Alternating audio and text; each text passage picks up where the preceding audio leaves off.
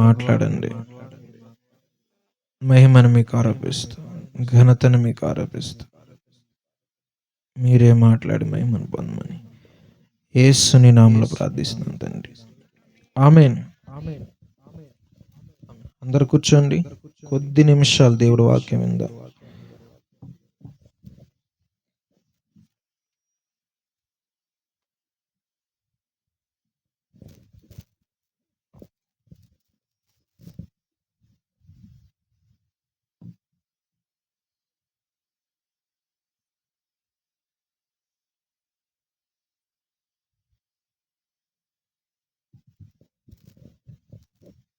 ఈరోజు కొన్ని దేవుడి మాటలు విందాం. శ్రద్ధగా ఆలకించండి. హల్లెలూయా చెప్పండి. అందరూ ఒకసారి చెప్పండి హల్లెలూయా.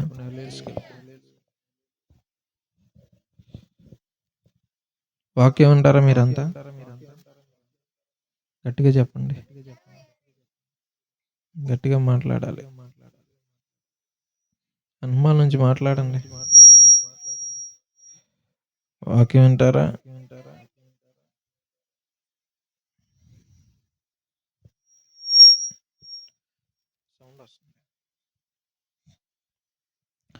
దేవుడి మాటలు విందాం. బైబిల్లోకి వెళ్ళి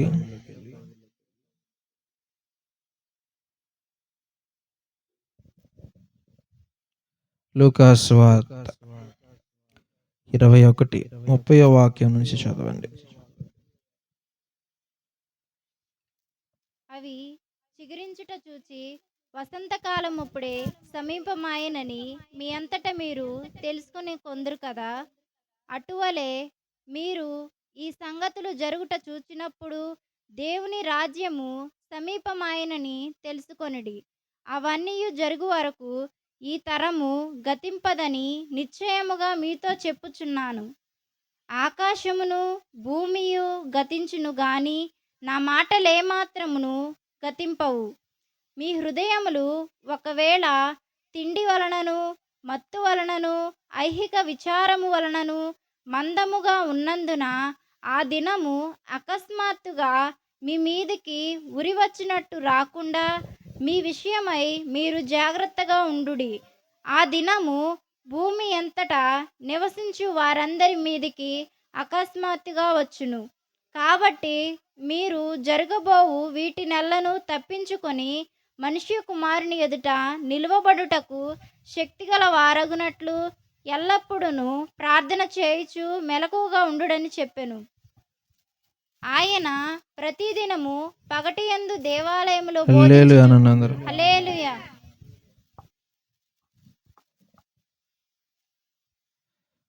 రాకడ గురించినటువంటి వాక్యం ఇది.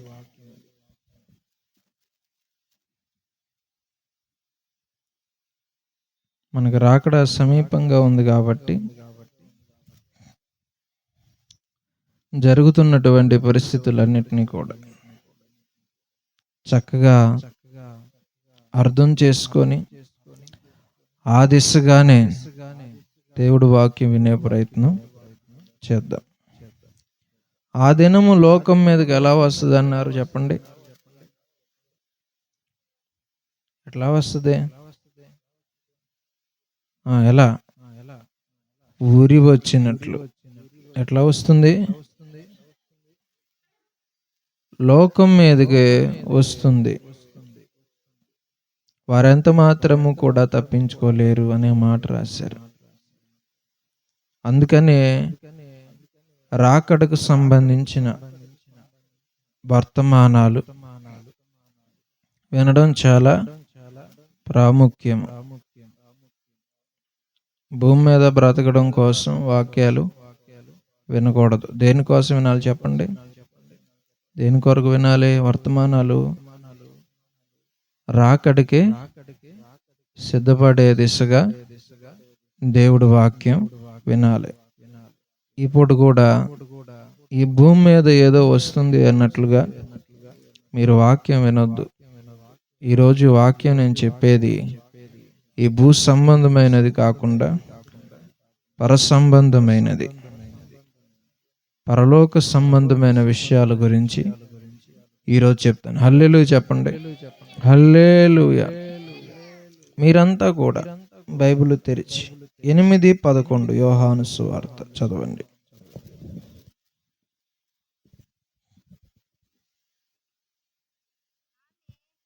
లేదు ప్రభువా అనెను. అందుకు యేసు, నేనును నీకు శిక్ష విధింపను, నీవు వెళ్ళి ఇక ఆ పాపము చేయకుమని ఆమెతో చెప్పెను. అందరనండి, ఇకను ఇకను పాపము పాపము చేయకుము. చేయకుము.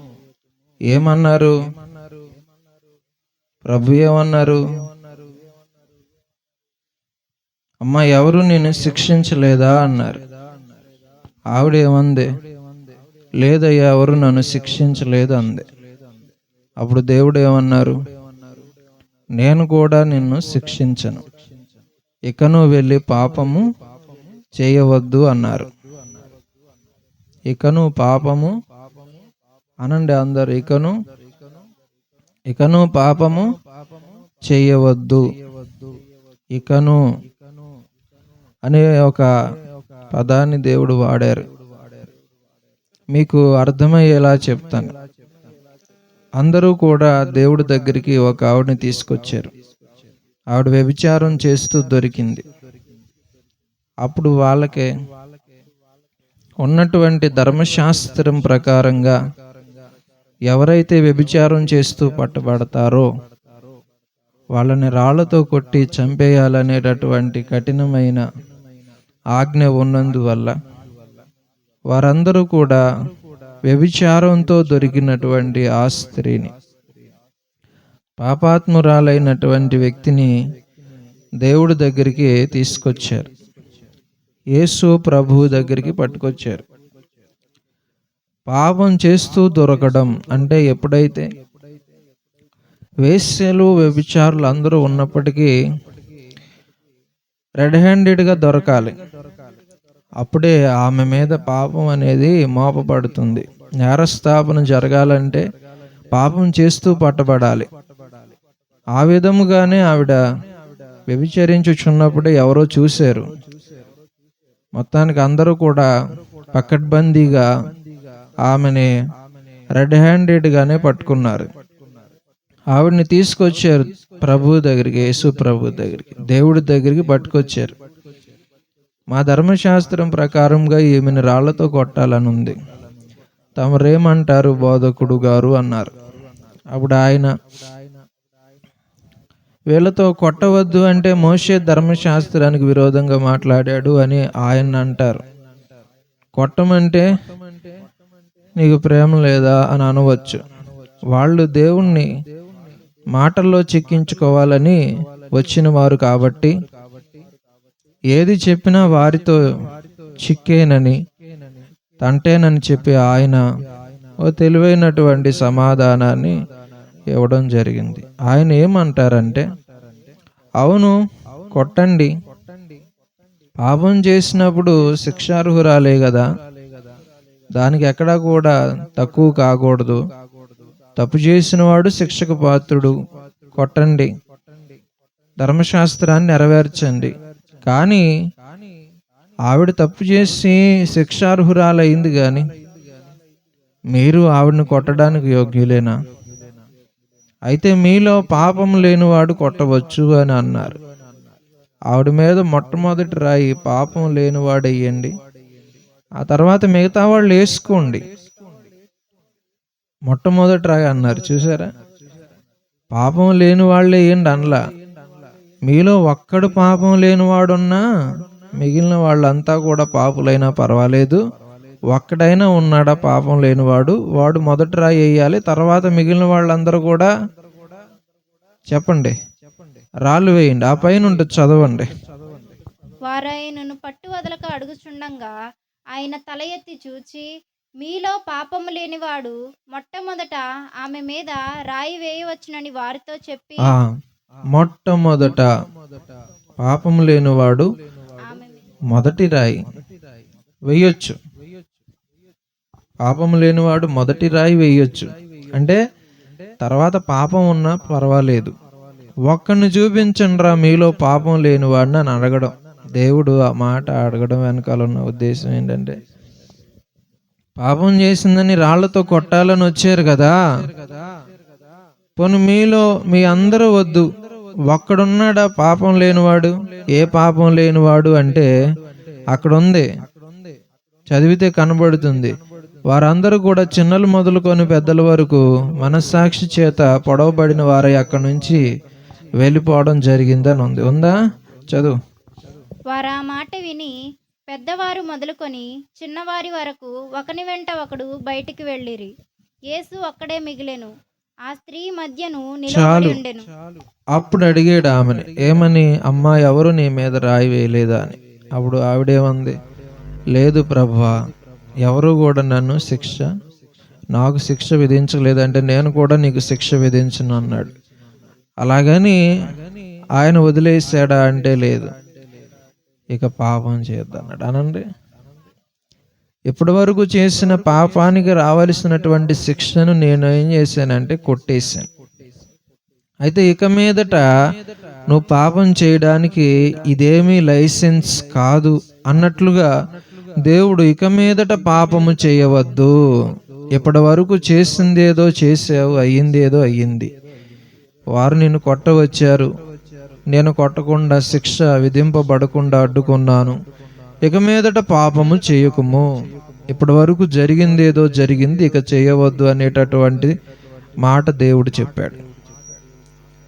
దాన్ని ఇంగ్లీష్లో అంటారు సిన్ నో మోర్. ఏమంటారు చెప్పండి?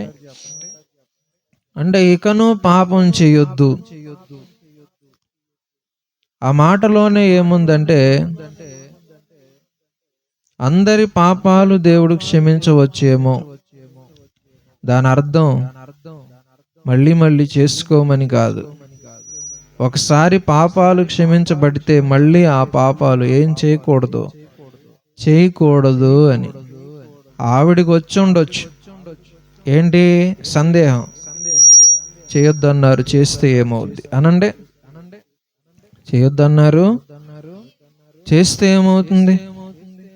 చేయకుండా ఉండలేనేమో, మరి అప్పుడు చేస్తే ఏమవుతుంది అనే ఆలోచన ఆవిడకి వస్తే, దేవుడి బిడ్డలారా, దానికి సమాధానం కూడా మనకి బైబిల్లో ఉంది.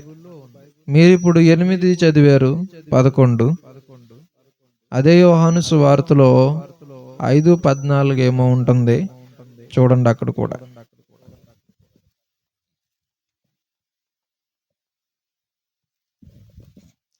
5:14. అటు తరువాత యేసు దేవాలయంలో వారిని చూచి, ఇదిగో స్వస్థత నొందితివి, మరి ఎక్కువ కీడు నీకు కలుగకుండానట్లు ఇకను పాపము చేయకుమని చెప్పగా.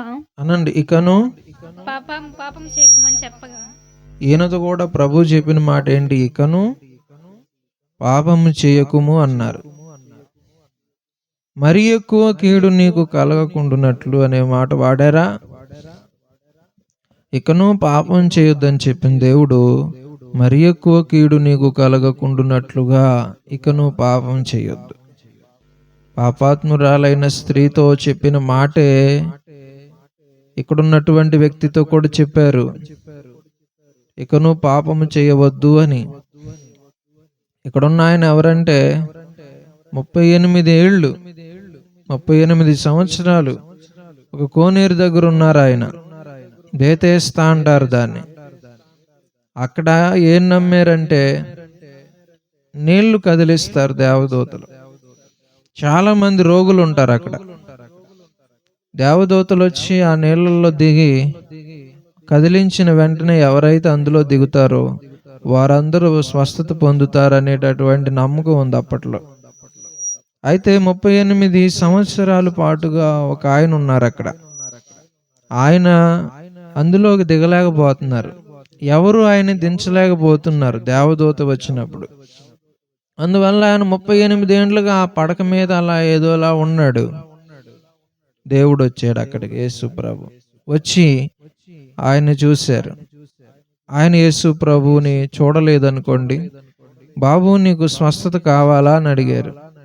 అప్పుడు ఆ 38 ఏండ్లుగా జబ్బుపడి ఉన్న ఆయన అన్నారు, ఎవరు నన్ను దింపట్లేదు, మీరు దింపుతారా ఏంటి అన్నట్లుగా, నాకంటే ముందు ఎవరో వెళ్ళి దూగేస్తున్నారయ్యా, వాళ్ళు స్వస్థత పొందుతున్నారు, మీరేమైనా నన్ను అందులో దింపుతారా నేను 38 ఏండ్లకి ఇక్కడే ఉన్నాను అన్నట్లుగా అన్నారు. దేవుడు లేచి నీ పరుపెత్తుకొని నడువు అన్నాడు. నీళ్ల ద్వారా బాగు చేయడానికి దేవుడు రాలేదు, ఆయన నోటి మాట ద్వారానే బాగు చేస్తే మొత్తం మీద అతగాడు పరుపు తీసుకొని తల మీద పెట్టుకొని వెళ్ళిపోయాడు. తర్వాత యేసును అతను చూడలేదు, ఆనందంలో వెళ్ళిపోయాడు. తర్వాత కొంత సమయం తర్వాత గుడిలో మళ్ళీ యేసు ప్రభు ఆయన్ని కనుగొన్నాడు.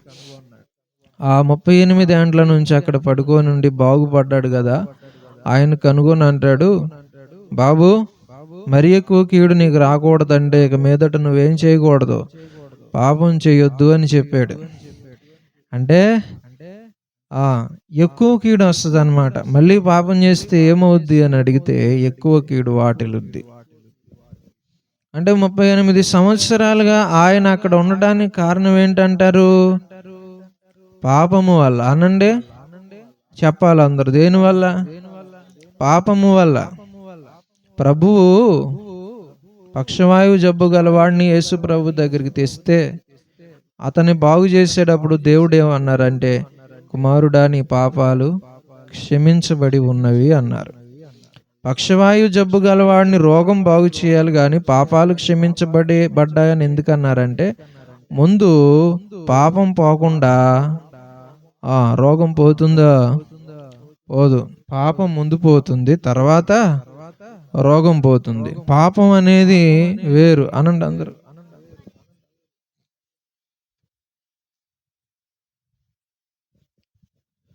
పాపము వేరు, రోగము చెట్టు. అనండి. పాపం అనేది ఒక వేరు, రోగం అనేది చెట్టు. అంటే వేరు లేకుండా చెట్టు వస్తుందా? రాదు. కాబట్టి రోగము అనే చెట్టును తీయాలంటే వేళ్లతో సహా తీయాలి. అలాంటప్పుడు పాపాన్ని మొదట తీసేస్తే రోగం అనే చెట్టు కూడా ఉండదు. అందువల్ల కుమారుడా నీ పాపాలు క్షమించబడ్డాయి అని చెప్పడం ద్వారా పూర్తిగా అతని రోగం కూకటి వేళ్లతో పెళ్లగించబడినట్లయింది. అంటే రోగాలకి కారణం పాపాలు అంటున్నాను. ఇక్కడ ఉన్నటువంటి ఈ వ్యక్తి 38 ఏండ్లుగా అక్కడే పడుకున్నటువంటి ఈయన దేని కారణంగా అలా జబ్బుపడి ఉన్నాడంటే పాపము. అనండి. ఒకసారి పాపం చేసినందుకు గాను 38 సంవత్సరాల పాటు అతను అక్కడ బేతెస్దా కోనేటి దగ్గర అనామకంగా పడుండాల్సి వచ్చింది. దేవుడు బాగు చేశాడు. మళ్ళీ పాపం చేస్తే మరి ఎక్కువ కీడు కలుగుతుంది అంటే అర్థం ఏంటంటే, మరి ఎక్కువ కీడు వాటిల్లుతుంది అంటే అర్థం ఏంటంటే, ఈసారి 38 సంవత్సరాలు కాదు, ఇంకా ఎక్కువగా ఏమవుతారు?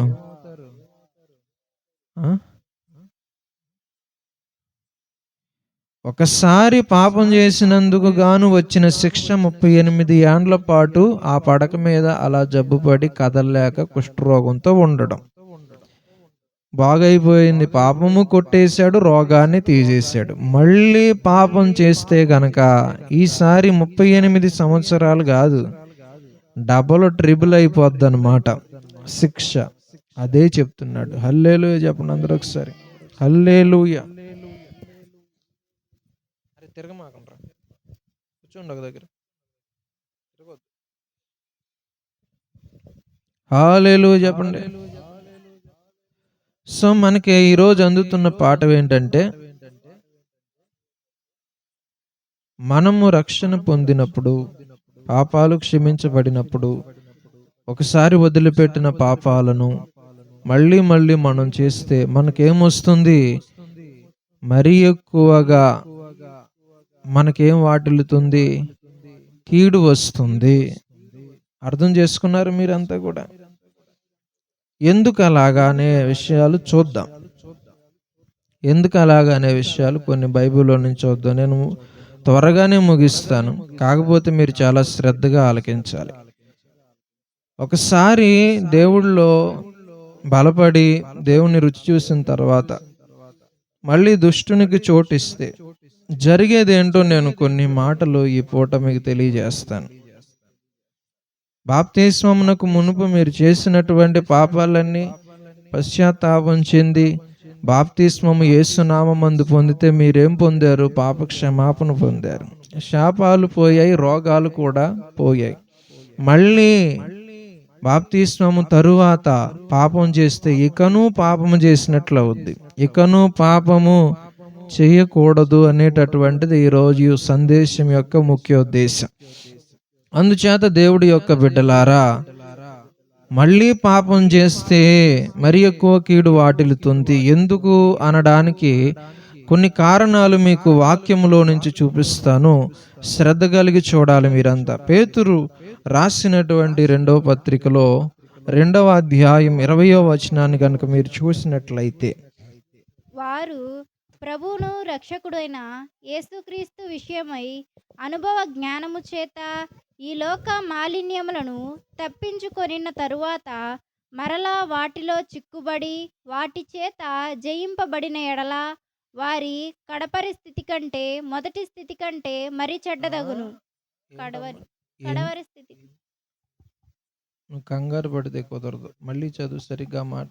వారు ప్రభువును రక్షకుడైన యేసుక్రీస్తు విషయమై అనుభవ జ్ఞానము చేత ఈ లోక మాలిన్యములను తప్పించుకొనిన తరువాత మరలా వాటిలో చిక్కుబడి వాటి చేత జయింపబడిన ఎడల వారి కడవరి స్థితి మొదటి స్థితి కంటే మరి చెడ్డదగును. చెప్పండి ఏంటి? కడవరి స్థితి మొదటి స్థితి కంటే మరీ చెడ్డదవుద్ది అని ఉంది. అంతేనా? ఎవరిది? అనుభవపూర్వకముగా ఈ లోక మాలిన్యాలను విదిలించుకొని దేవుని ద్వారా రక్షణ పొందినటువంటి వారంతా కూడా అనుభవ జ్ఞానము పొంది, అంటే అనుభవపూర్వకంగా ఈ లోక మాలిన్యములను తప్పించుకొని పాపాలను వదిలించుకున్న వారంతా కూడా కడగబడిన వారు, శుద్ధులైన వారు, పవిత్రులైన వారు, యేసు రక్తము చేత శుద్ధీకరించబడిన వారందరూ కూడా మళ్ళీ ఆ బురదలోనికి వెళ్ళడానికి వీల్లేదు. ఒకవేళ మళ్ళా ఆ మాలిన్యాలను మళ్ళీ అంటించుకుంటే వారి కడపటి స్థితి మొదటి స్థితి కంటే ఏమైపోతుందని ఉంది చెప్పండి? మరీ చెడ్డదవుతుంది అని ఉంది. ఇప్పుడు ఈ ముగ్గురు నిలబడతారు లేచి, ముందున్నటువంటి వారు. ఈ ముగ్గురిని చూడండి మీరంతా కూడా. మీరు లేవండి. వద్దు, ఇంకొకరు లేవండి. కాలు లే. ఈ ముగ్గురిని చూసారా? మొదటి స్థితి అనండి. మొదటి స్థితి. అటిల్లు పోవాలి. నువ్వు వద్దులే, నువ్వు కూర్చో. నువ్వు రారా కెమెరామ్యాన్, అక్కడ నుంచి ఉంటాడు చూడు. నుంచో ఇక్కడ నుంచో. చూసారా? ఇది మొదటి. మధ్యలోకి రా నుంచో. చూడండి, పాపం అనండి. ఈ పాపం అనేది మొదటి స్థితి. ఇది మొదటి స్థితి. నీ పేరేంటి? రెండవ స్థితి. తగ్గింది కదా జబ్బు, హైట్ తక్కువ ఉందా? ఇది మంచి స్థితి. ఇదే స్థితి. పాపాన్ని వదిలిపెట్టిన తర్వాత ఈ జబ్బు హైట్ తగ్గింది, పాపం తగ్గింది అనుకోండి. మరి హైట్ ఎంతే ఉన్నారు, తేడా లేరు. మరి నేను ఎక్కడి నుంచి తీసుకురాను? ఇక్కడే ఉంటే చక్కగా జబ్బు తగ్గి, రోగాలు తగ్గి, శాపాలు తగ్గి, అన్నీ తగ్గి బాగుంటది. ఇలాగే మళ్ళీ గనక ఆ పాపాన్ని అంటించుకుంటే చూడండి ఆ స్థితికి వెళ్ళిపోతారు. అంటే ఏమికంటే ఎక్కువ, ఈ మొదటి స్థితి కంటే ఎక్కువ. మరీ చెడ్డదైపోయింది. చూసారా పాపం ఎంత పెరిగిపోయిందో? వడ్డీ పెరిగినట్లు పెరుగుద్ది. కూర్చోండి. హల్లెలూయా చెప్పండి అందరూ. మీకు ఏమైనా అర్థమైందా? 3 స్థితులు ఉంటాయి. మొదటి స్థితి చండాలం, రెండవది బాగుపడతారు, మొదటిది దరిద్రం, శాపం, అదో రకం. రెండవది బాగుపడ్డం, అన్ని విధాలా బాగుంటాడు. ఇలాగే జీవితం ఉంటే, ఏ పాపం చేయకుండా వదిలిపెట్టిన పాపాల జోలికి వెళ్ళకుండా ఉంటే బాగానే ఉంటది. కాకపోతే ఈ స్థితిలో ఉండకుండా కొంచెం ఒళ్ళు తిమ్మిరిగా ఉంటుంది కొంతమందికి. మళ్ళీ పాత పాపాల జోలికి వెళతారు. అప్పుడు 3వ దశ వస్తుంది. ఇది ఈ 2వ దశ కంటే మొదటి దశ కంటే మరీ చెడ్డదైపోద్దంట. హల్లెలూయా అని చెప్పండి. మీకు అర్థమైందా? సో అది కడపడ్డ స్థితి 2వ దశ కంటే కూడా కాదు, మొదటి దశ కంటే చివరిది మరీ దారుణంగా దరిద్రంగా ఉంటుందంట. అప్పుడే బాగున్నావు కదరా చిన్నప్పుడు, ఇప్పుడు మరీ దారుణంగా తయారయ్యావు అన్నట్లుగా ఉంటుంది. అందరు ఈ మాట నాతో పాటు చెప్పండి. వారి కడపటి స్థితి మొదటి స్థితి కంటే మరీ చెడ్డదవుతుంది అనండి. వారి కడపటి స్థితి మొదటి స్థితి కంటే చెడ్డదవుతుంది. ఇది గుర్తుందా? ఎందుకు అలాగా? అసలు ఎందుకు అలా జరగాలి? ఒకసారి పాపం చేసి అందును అది వదిలించుకున్న తర్వాత బాగుంటుంది జీవితం. మళ్ళీ పాపం జోలికి వెళితే మునుపటి జీవితం కంటే మరీ దారుణమైన బతికి ఎందుకు వస్తుంది అనే విషయాలు చూద్దాం. మనం బైబిల్లోకి వెళదాం. ఈ మాట అందరూ మరొకసారి చెప్పండి. మొదటి స్థితి కంటే కడపటి స్థితి మరీ చెడ్డదవుతుంది. కడపటి స్థితి మొదటి స్థితి కంటే చెడ్డదైపోతుంది. గుర్తుంటుందా? ఇప్పుడు 12 మత్తయి సువార్త 12:45 చూడండి. 43 నుంచి చదువు, 45 వరకు చదువు. ఆ పవిత్రాత్మ ఒక మనిషిని వదిలిపోయిన తరువాత అది విశ్రాంతి వెదకుచు నీరు లేని చోట్ల తిరుగుచుండును. విశ్రాంతి దొరకనందున నేను వదిలి వచ్చిన నా ఇంటికి తిరిగి వెళ్ళుదననుకొని వచ్చి ఆ ఇంట ఎవరును లేక అది ఊడ్చి అమర్చి ఉండుట చూచి వెళ్ళి తనకంటే చెడ్డవైన మరి 7 దయ్యములను వెంటబెట్టుకొని వచ్చును. అవి దానిలో ప్రవేశించి అక్కడనే కాపురముండును. అందుచేత ఆ మనిషిని కడపటి స్థితి చంపేస్తాను నేను. స్పీడ్గా చదువు. ఆ మనిషిని కడపటి స్థితి మొదటి స్థితి కంటే చెడ్డదగును. అలాగే ఈ దుష్టతరము వారికి నిద్ర మోకాలారని వాక్యం చూసారా? కడపటి ఉందా? వారి కడపటి స్థితి మొదటి స్థితి కంటే చెడ్డదగును. ఉందా? అక్కడ వాక్యమేనా? అక్కడదేనా? ఇక్కడ రీజన్ చెప్పారు, కారణం చెప్పారు. ఏంటంటే ఒక మనిషి యొక్క కడపటి స్థితి మొదటి స్థితి కంటే మరీ చెడ్డగా అవడానికి గల కారణం ఏంటంటే ఒక దయ్యం. అనండి లేదా మిమ్మల్ని అనేస్తాను నేను. గట్టిగా చెప్పండి. ఒక దయ్యం, ఒక అపవిత్రాత్మ ఒక ఇల్లు వదిలిపెట్టి. అనండి. ఇల్లు అంటే ఏంటి? తమరే. ఇల్లు అంటే తమరును వదిలిపెట్టిన తర్వాత అది తిరుగుద్ది. చెప్పండి, ఏం చేస్తుంది? విశ్రాంతి కోసం తిరుగుతూ ఉంటుంది. మీరు ఎప్పుడైనా ఇల్లు ఖాళీ చేస్తే ఏం చేస్తారు? ఇల్లు కోసం తిరగరా? అట్లాగే అది కూడా ఇల్లు ఖాళీ చేసింది. ఆ ఇల్లు ఏంటంటే నీ ఒళ్ళు, నీ ఒంట్లో ఉంది దయ్యం, అది వదిలేసింది అన్నమాట. నీ పాపం పోయింది, అది నిన్ను వదిలేసి తిరుగుతా ఉంది కాలువ గట్టు మీద. ఏంటి? నీళ్లు లేని చోటు కోసం తిరుగుతుంది. చెప్పాలి మీరు. ఎక్కడ నీళ్లు లేని చోట తిరుగుతుంది అన్నమాట. దానికి ఎక్కడ కూడా విశ్రాంతి దొరికిందా అంటే దొరకల. అంటే డెడ్ బాడీ దొరకల. ఇంకొకరి శరీరంలోకి వెళ్ళడానికి తమరిలో నుంచి వెళ్ళిన తర్వాత ఇంకెవరూ రానివ్వలేదు. అప్పుడు అది అనుకుంటుంది అనమాట, ఏమనంటే నేను వదిలి వచ్చిన ఆ ఇంటికి వెళ్తాను. ఎవరు ఆ ఇల్లు? తమరు. వచ్చేది చూస్తుంది అనమాట. నేను అప్పుడు వచ్చేసాను ఆ ఇంట్లో నుంచి. మీరు తలకాయ తిప్పారంటే మీ మెడ పట్టేస్తుంది. చెప్పండి, ఏమవుతుంది? నిద్దట్లో మెడ పడితే ఎప్పుడు పోద్ది మళ్ళీ? ఇప్పుడు పడితే ఎప్పుడు పోద్ది మళ్ళీ?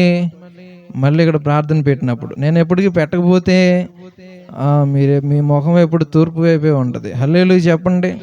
సిగ్గు లేకపోతే ఎందుకమ్మా తలకాయ తిప్పుతారు? ఈ పిల్లలు దయ్యాల్లా తిరుగుతుంటారు. హల్లెలూయా, హల్లెలూయా చెప్పండి. హల్లెలూయా. దయ్యం వెళ్ళిపోయిందా? అది తిరుగుతూ ఉంటుంది. ఎక్కడ ఎవరిలో దొరుకుతాం? ఈ ఊళ్ళోకి వెళ్ళిపోదామా? ఈ ఊళ్ళో నుంచి వచ్చింది ఆవిడలోకి వెళ్తుంది. అక్కడ డోర్ క్లోజ్ చేస్తుంది. ఆవిడలోకి వెళ్తుంది. అక్కడ ఎవరు ఉన్నారు లోపల? ఆవిడ మొత్తం తలుపులన్నీ చూసింది, గుమ్మాలన్నీ చూసి ఇక్కడెక్కడ మనకి ఏం లేదు, చోటు లేదు అని మళ్ళీ నేను వదిలొచ్చినటువంటి ఆ ఇంటికి వెళ్ళి చూస్తాను అని తిరిగి తిరిగి తిరిగి తిరిగి తిరిగి మళ్ళీ ఆ మనిషి దగ్గరకు వస్తే ఈసారి ఆ మనిషిలో ఎవ్వరూ లేరంట. ఎవరో అందరిలో ఎవరొకరు ఉన్నారు, దేవుని ఆత్మో లేకపోతే ఎవరెవరో ఉన్నారు. అయితే ఈవిడ గారు ఈ దయ్యము మొదట వదిలి వచ్చిన ఇంటికి వెళ్ళి చూస్తే ఎవరూ లేరు అందులో. అప్పుడు అదొక్కటే రావాలా? అదొక్కటే రాలేదు. దానికంటే చెడ్డవైన 7 దయ్యాలు పట్టుకొచ్చింది. అనండి అందరూ. ఎన్ని? ఈసారి ఎన్ని వస్తాయి అమ్మలారా? 7 దయ్యాలు వస్తాయి. ఏది? ఆ ముందున్నటువంటి దయ్యం వెళ్ళిపోయింది కదా, అపవిత్ర ఆత్మ. దాంతో పాటు ఇంకొక 7 దయ్యాలు కలిసి మొత్తం ఎన్ని వస్తాయి?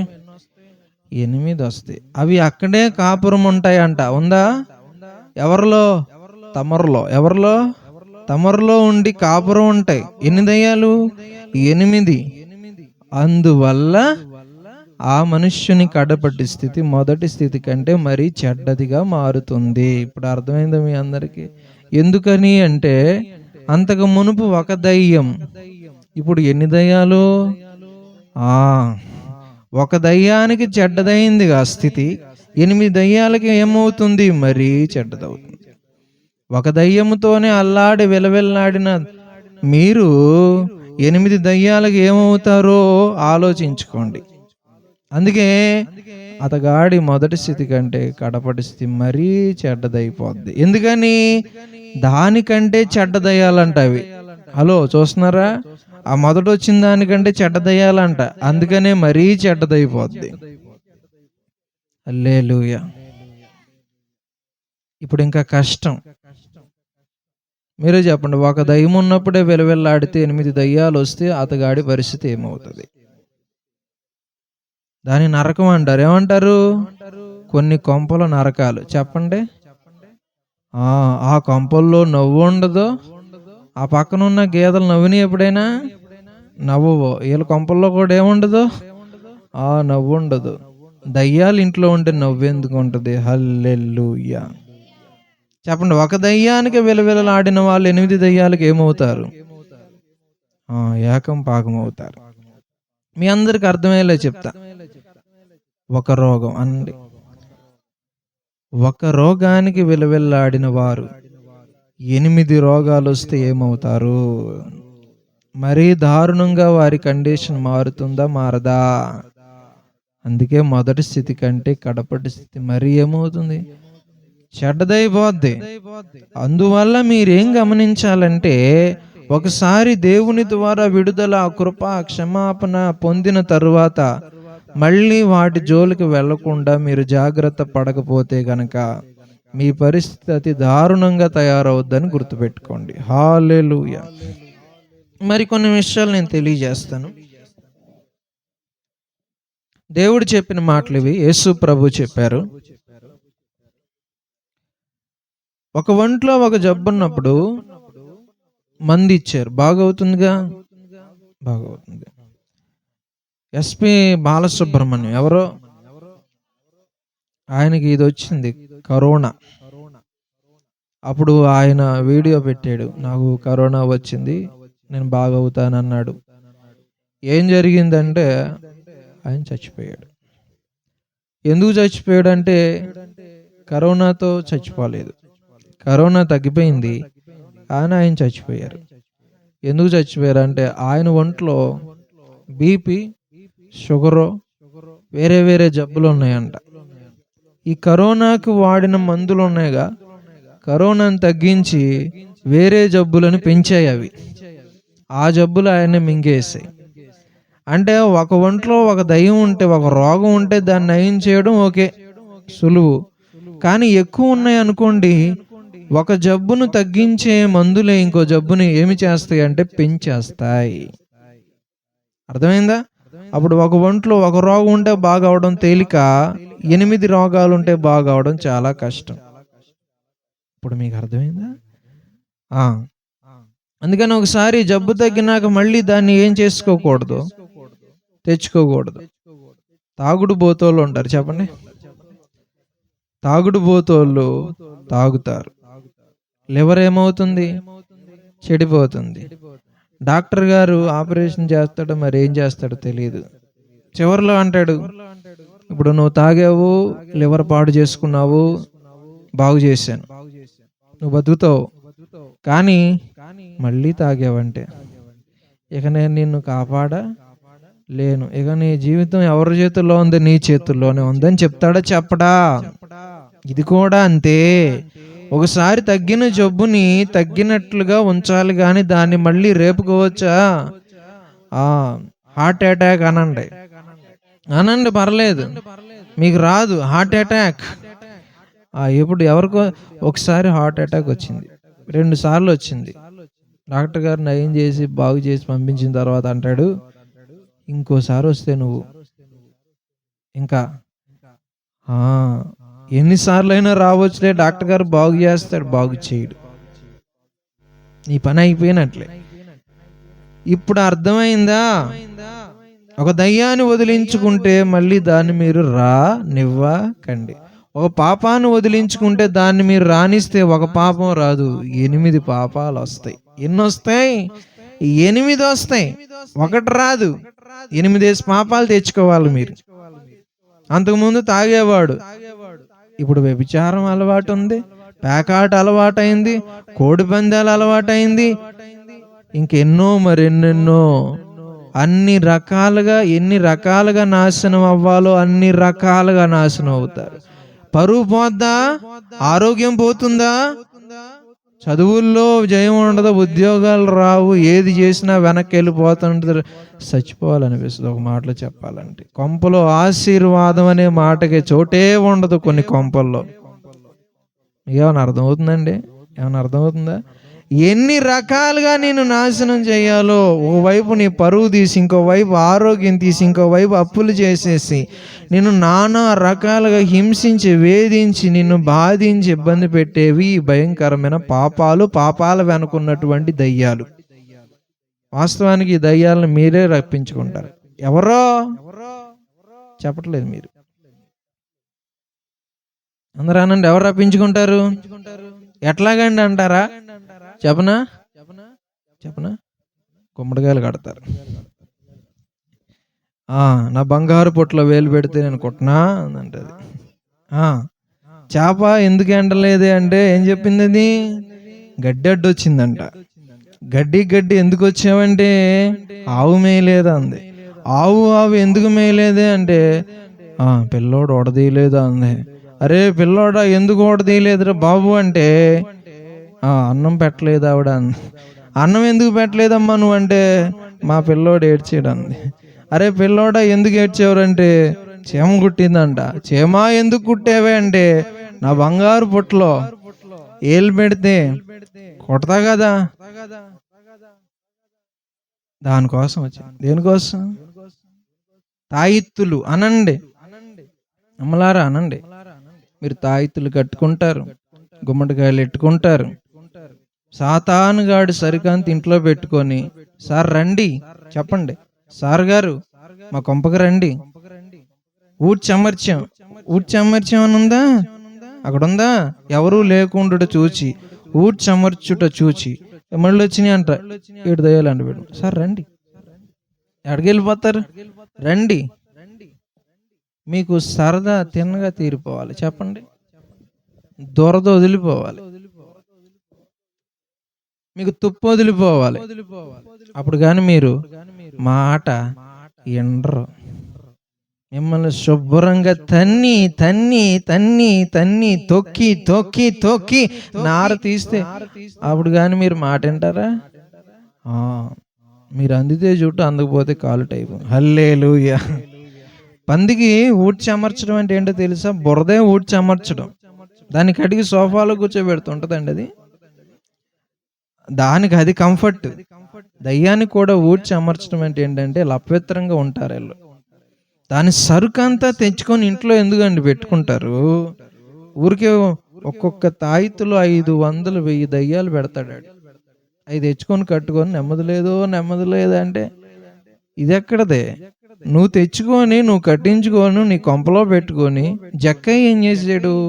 నా కొంపలో అన్యాయంగా ఉన్న సొత్తంతటిని కూడా ముందు బయటపడేస్తాను, తర్వాత రమ్మన్నాడు. కొంపలో ఉన్న సాతాను సరికంతా కొంపలో పెట్టుకొని, మా కొంపలోకి దేవుడు రాడు, దయ్యంగాన్ని పిలిచి ఉండరా నాయన అని చెప్పి వాడికి సంబంధించినవన్నీ కూడా పుష్కలంగా పెట్టి "ఆ, ప్రభువా రండి" అంటే ఆయన వస్తాడా? ఆయన రాడు. హల్లెలూయా చెప్పండి అందరూ ఒకసారి. సో మీరు పిలిచి ఆహ్వానించి మరీ తన్నించుకునే టైప్ అన్నమాట. మళ్ళీ నెమ్మది లేదో అంటారు. కొంపలో ఎందుకు ఉంటుందండి నెమ్మది? దేవుడు ఉంటే నెమ్మది ఉంటుంది, హృదయంలో అయినా ఇంట్లో అయినా ఎక్కడైనా. ఏమండి వింటున్నారు నా మాటలు? చాలా బాగా వినాలి. ఒక దయ్యం పోతే ఎన్ని వస్తాయి? 8 వస్తాయి. మీరు 8 లూకా 8 ఒకసారి చూడండి. లూకా సువార్త 8 చూడండి. లూకా 8 మొదటి నుంచి చదవండి. లూకా సువార్త 8 మొదటి నుండి. వెంటనే ఆయన దేవుని రాజ్య సువార్తను తెలుపుచు ప్రకటించుచు ప్రతి పట్టణములోను ప్రతి గ్రామములోను సంచారము చేయుచుండంగా 12 మంది శిష్యులను అపవిత్రాత్మలను వ్యాధులను పోగొట్టబడిన కొందరు స్త్రీలను అనగా 7 దయ్యములు వదిలిపోయిన మగ్దలేనే అనబడిన మరియయు హేరోదు ఎన్ని యొక్క దయ్యాలంటే మగ్దలేనే మరియకి? 7 దయ్యములు 7. 7 మీరు చెప్పండి. ఒకటి వెళ్తే ఎన్ని వస్తాయి అన్నారు? ఇప్పుడు 7 పోయా ఈవిడిలో నుంచి. తిరిగి వస్తే ఎన్ని రావాలి?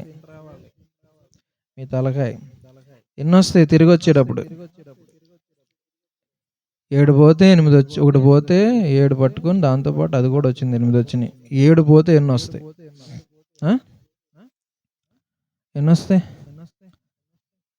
ఒక్కొక్కటి 7, 1:7. 7 ఏళ్ళు ఎంత?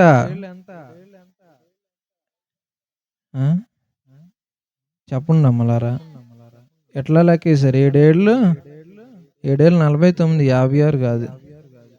7 ఏళ్ళు ఎంత? 49. వాటితో పాటు మళ్ళీ ఈ 7 దయ్యాలు కూడా వస్తాయి కదా. మొత్తం ఎన్ని? 56.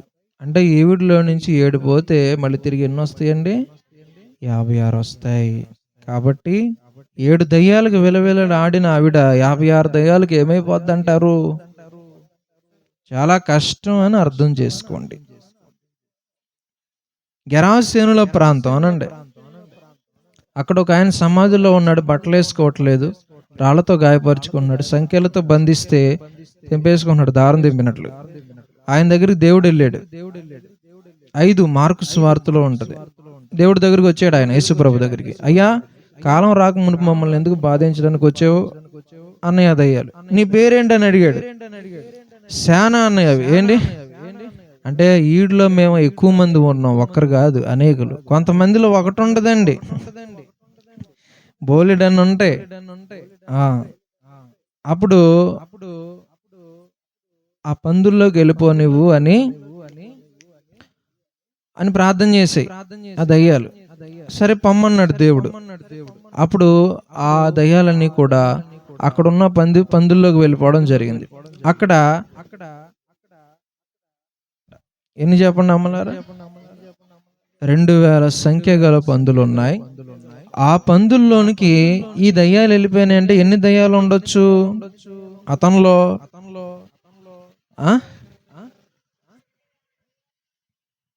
ఎన్ని దయ్యాలు? 2000, అంతకంటే ఎక్కువ. ఎందుకంటే ఒక మనిషిలో ఒకటి ఉంటుంది లేదా 2 ఉంటాయి, ఇద్దరిలో ఒకటి ఉండదు కదా. కాబట్టి 2000 కంటే ఎక్కువ ఉండొచ్చు, 2000 ఉండొచ్చు. ఇప్పుడు చెప్పండి, ఈ 2000 దయ్యాలు వెళ్ళిపోయినాయి, మళ్ళీ తిరిగి వస్తే ఎన్ని వస్తాయి? ఎన్ని దయ్యాలు వస్తాయి చెప్పట్లా? 7 ఇంటూ వేయండి, 7 ఇంటూ 2000 వేయండి, ఎంత? 14,000. మళ్ళీ 2,000 కూడా కలిసి వస్తాయిగా. మొత్తం ఎన్ని? 16,000 దయ్యాలు వస్తాయి. 16,000 దయ్యాలు తిరిగి వస్తాయి. 2,000 దయ్యాలకి బట్టలు చింపేసుకున్నాడు, సమాధుల్లో ఉండేవాడు, రాళ్లతో కొట్టుకునేవాడు, సంఖ్యలతో బంధిస్తే తెంపేసుకునేవాడు. మరి 16,000 దయ్యాలు ఇంకేమైపోతాడంటారు? తట్టుకోలేడు. అది అందుకనే మొదటి స్థితి కంటే కడపటి స్థితి మరి. కడపటి స్థితిలో 16,000 దయ్యాలు, మొదటి స్థితిలో 2,000 దయ్యాలు. ఏమండి, చివరి దశలో 16,000 దయ్యాలు, మొదటి దశలో 2,000 దయ్యాలు. చివరి దశలో 56 దయ్యాలు, మొదటి దశలో 7 దయ్యాలు. మీ అందరికి అర్థమైంది అనుకుంటున్నా. అంటే అలాగా మనం జాగ్రత్త పడాలి. వాటన్నిటిని మనం పిలిచి ఆహ్వానించకూడదు. వాటికి సంబంధించింది ఏది కూడా ఉండకూడదు. చెప్పండి, దయ్యం పట్టినోడు ఏం చేశాడు? బట్టలు వేసుకున్నాడా? దయ్యం పట్టిన వాళ్ళు బట్టలు వేసుకోరు. చెప్పండి, దయ్యం పట్టిన వాళ్ళు ఏం వేసుకోరు? బట్టలు వేసుకోరు సరిగ్గా. ఆడవాళ్ళు అయితే నేను చెప్పలేను, చెప్పకూడదు కూడా, సరిగ్గా వేసుకోరు. సగం సగం బట్టలు వేసుకుంటారు. మరి సగం సగం బట్టలు వాళ్ళు డబ్బులు లేక సగం కొనుక్కున్నారు, లేదంటే సరిపోగా సగం సగం వేసుకున్నారు, లేదంటే వీళ్ళు ఇచ్చిన బట్టలు టైలర్ మింగేసాడో తెలియదు కానీ సగం ఇలా సగం సగం కుట్టించుకుంటారు. వీళ్ళకి ఏం పట్టినట్లు చెప్పండి? దయ్యం పట్టింది. ఈ మగపిల్లలు కూడా చిరిగిపోయిన ప్యాంట్లు వేసుకుంటారు. వేసుకున్నారా మీలో ఎవరైనా? మోకాళ్ళ దగ్గర చిరిగిపోయిన జీన్స్ ప్యాంట్లు, టాన్ జీన్స్ అంట. ఏంటది? టాన్. ఆ టాన్ జీన్స్ ఎలా తయారవుద్దంటే, ఒక బంతికి ఆ జీన్స్ ప్యాంట్ చుట్టి సింహాలు పులులు ఉన్న బోన్లో వేస్తే అవి పీక్కుందంటే అది టాన్ జీన్స్ అంటే. చిరిగిపోయిన ప్యాంట్ మోకాళ్ళ దగ్గర అది వేసుకుంటాడు. లేదంటే తలకాయ చుట్టూ తీసేస్తాడండి, ఇక్కడ పైన పెట్టుకుంటాడు తప్పేలా బోర్లించినట్లు. ఉన్నారా ఇక్కడ ఎవరైనా? ఉన్నారా? ఉంటే నాకే పాపం తెలియదు. హల్లెలూయా. ఇది దయ్యం పట్టినోడు ఇలా పిచ్చి పిచ్చి చేష్టలు చేస్తారు. ఇంట్లో ఉండరు, సమాధుల్లో ఉంటారు, రాత్రి ఎక్కడెక్కడో తిరుగుతుంటారు. ఇవన్నీ ఉన్నాయి, మీ మధ్య ఉంటాయి, చూసుకోండి కావాలంటే. హల్లెలూయా. ఇప్పుడు పేతురు రాసిన పత్రిక వద్దాం. 2వ అధ్యాయం, పేతురు రాసిన పత్రిక 2వ అధ్యాయం, రెండవ పత్రిక 2వ అధ్యాయం 20వ వచనం మీరు చదివారు కదా, ఆ కిందకి చదువుకుంటాను.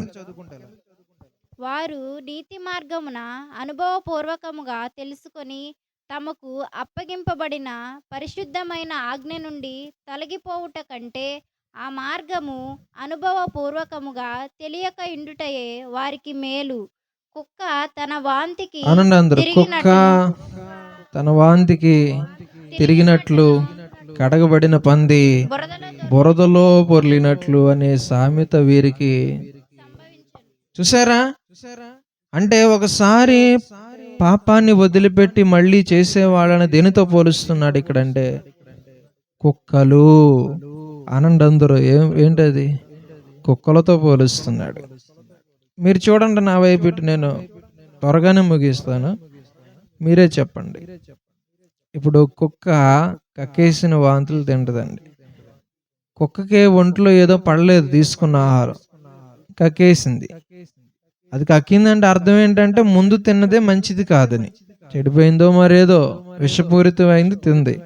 అప్పుడే పడలేదు, కక్కేసింది, నేల మీద పడిపోయింది. ఇప్పుడు మీరే చెప్పాలి, ఆ నేల మీద పడింది, దాంట్లోకి పురుగులు వస్తాయా రావా? బ్యాక్టీరియా వస్తుందా రాదా? మొదటిసారే నీకు పడలేదు కదా, ఇప్పుడు రెండోసారి అది మరీ చెడ్డది అవుద్దా అవదా? మళ్ళీ తింటే ఇంకా ఘోరమైన నష్టం జరగదా? నీకు అర్థమైందా? మొదటిసారి కక్కేసిన వాంతులు అంటే మొదటిసారి వదిలిపెట్టిన పాపాలు అని అర్థం. మళ్ళీ ఆ పాపాల జోలికి వెళితే కక్కేసిన వాంతుల జోలికి వెళ్ళినట్లు వాళ్ళని అంటారు కుక్కలు అని. ఏమన్నారు ఇక్కడ బైబిల్లో? కుక్కలు. వదిలిపెట్టేసిన ప్రతి పాపాన్ని మళ్ళీ మళ్ళీ మళ్ళీ మళ్ళీ చేసేవారిని ఏమంటారు? కుక్కలు అంటారు. వ్యభిచారం వదిలిపెడితే మళ్ళీ దాని జోలికి వెళ్ళకూడదు. పేకాట్లు వదిలిపెడితే మళ్ళీ వాటి జోలికి వెళ్ళకూడదు. మద్యపానం, మందు, సిగరెట్లు, గుట్కాలు, పాన్ పరాకులు వదిలిపెడితే మళ్ళీ వాటి జోలికి వెళ్ళకూడదు. ఇక ఏ చెడ్డ వ్యాపారం వదిలిపెట్టినా దాని జోలికి మళ్ళీ వెళ్ళకూడదు.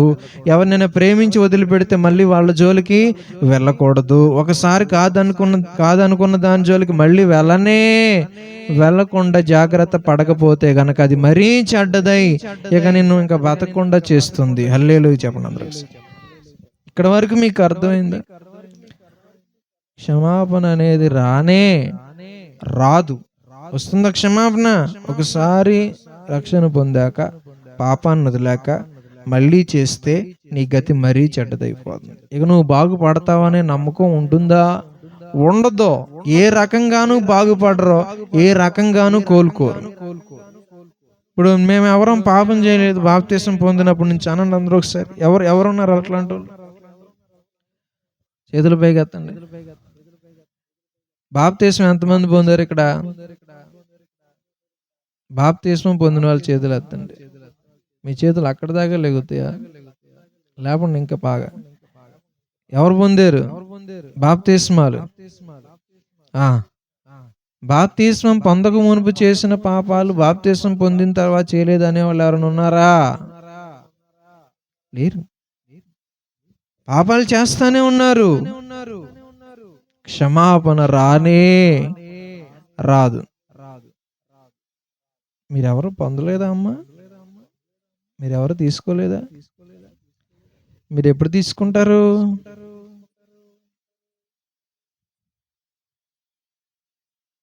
ఇంకేమైనా ఉన్నాయా? అన్నీ అయిపోవాలి, అన్నీ పాస్ అయిపోవాలి, పెళ్ళి అయిపోవాలి, అన్నీ అయిపోయిన తర్వాత బాప్తిస్మం అంట. దానికి బాప్తిస్మానికి సంబంధం లేదు. నీ మనసు మారితే నువ్వేం పొందొచ్చు? నువ్వు పొందలేదంటే ఏం మారలేదు నీకు? అది మారలేదని అర్థం. అది మారకపోతే నీ పరిస్థితి ఏంటి? దారుణం. ఏం జరుగుతుందో చెప్తాను. బైబిల్ తెరవండి, చూపిస్తా. క్షమాపణ లేకుండా నశించిపోతారు. మరి అప్పటికి క్షమాపణ రాదు, బాగుపడవు జీవితాలు, సమాధానం ఇంట్లో ఉండదు. మీరు బైబిల్ తెరిచి నేను చెప్పినటువంటి విషయాలు చదవండి. మార్కు సువార్త 3వ అధ్యాయంలో యేసు ప్రభుని ఒక మాట అంటారు వాళ్ళు. ఈయన బెయల్జెబూలు అని. ఏమని? దయ్యం పట్టిన వాడు అని. ఎవరిని? యేసు ప్రభుని. అప్పుడు ఆయన అన్నారు, పరిశుద్ధాత్మకు విరోధముగా దూషణ చేస్తే ఎప్పటికీ కూడా క్షమాపణ ఉండదు అని చెప్పారు. క్షమించబడదు అన్నారు. క్షమించబడవు కొన్ని పాపాలు. దానికి సంబంధించిన విషయాలు యోహాను రాసినటువంటి మొదటి పత్రిక 5వ అధ్యాయం 16వ వచనాన్ని చదవండి ఒకసారి.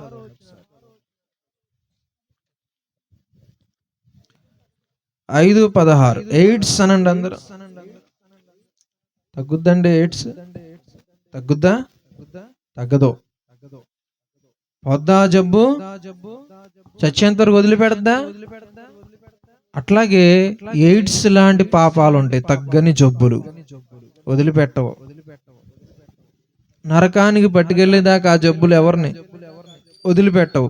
చెప్తా చూడండి. యోహాను రాసినటువంటి, తన సహోదరుడు మరణకరము కాని పాపము చేయగా ఎవడైనను చూచిన ఎడల అతడు వేడుకొనును. అతని బట్టి దేవుడు మరణకరము కాని పాపము చేసిన వారికి జీవము దయచేయును.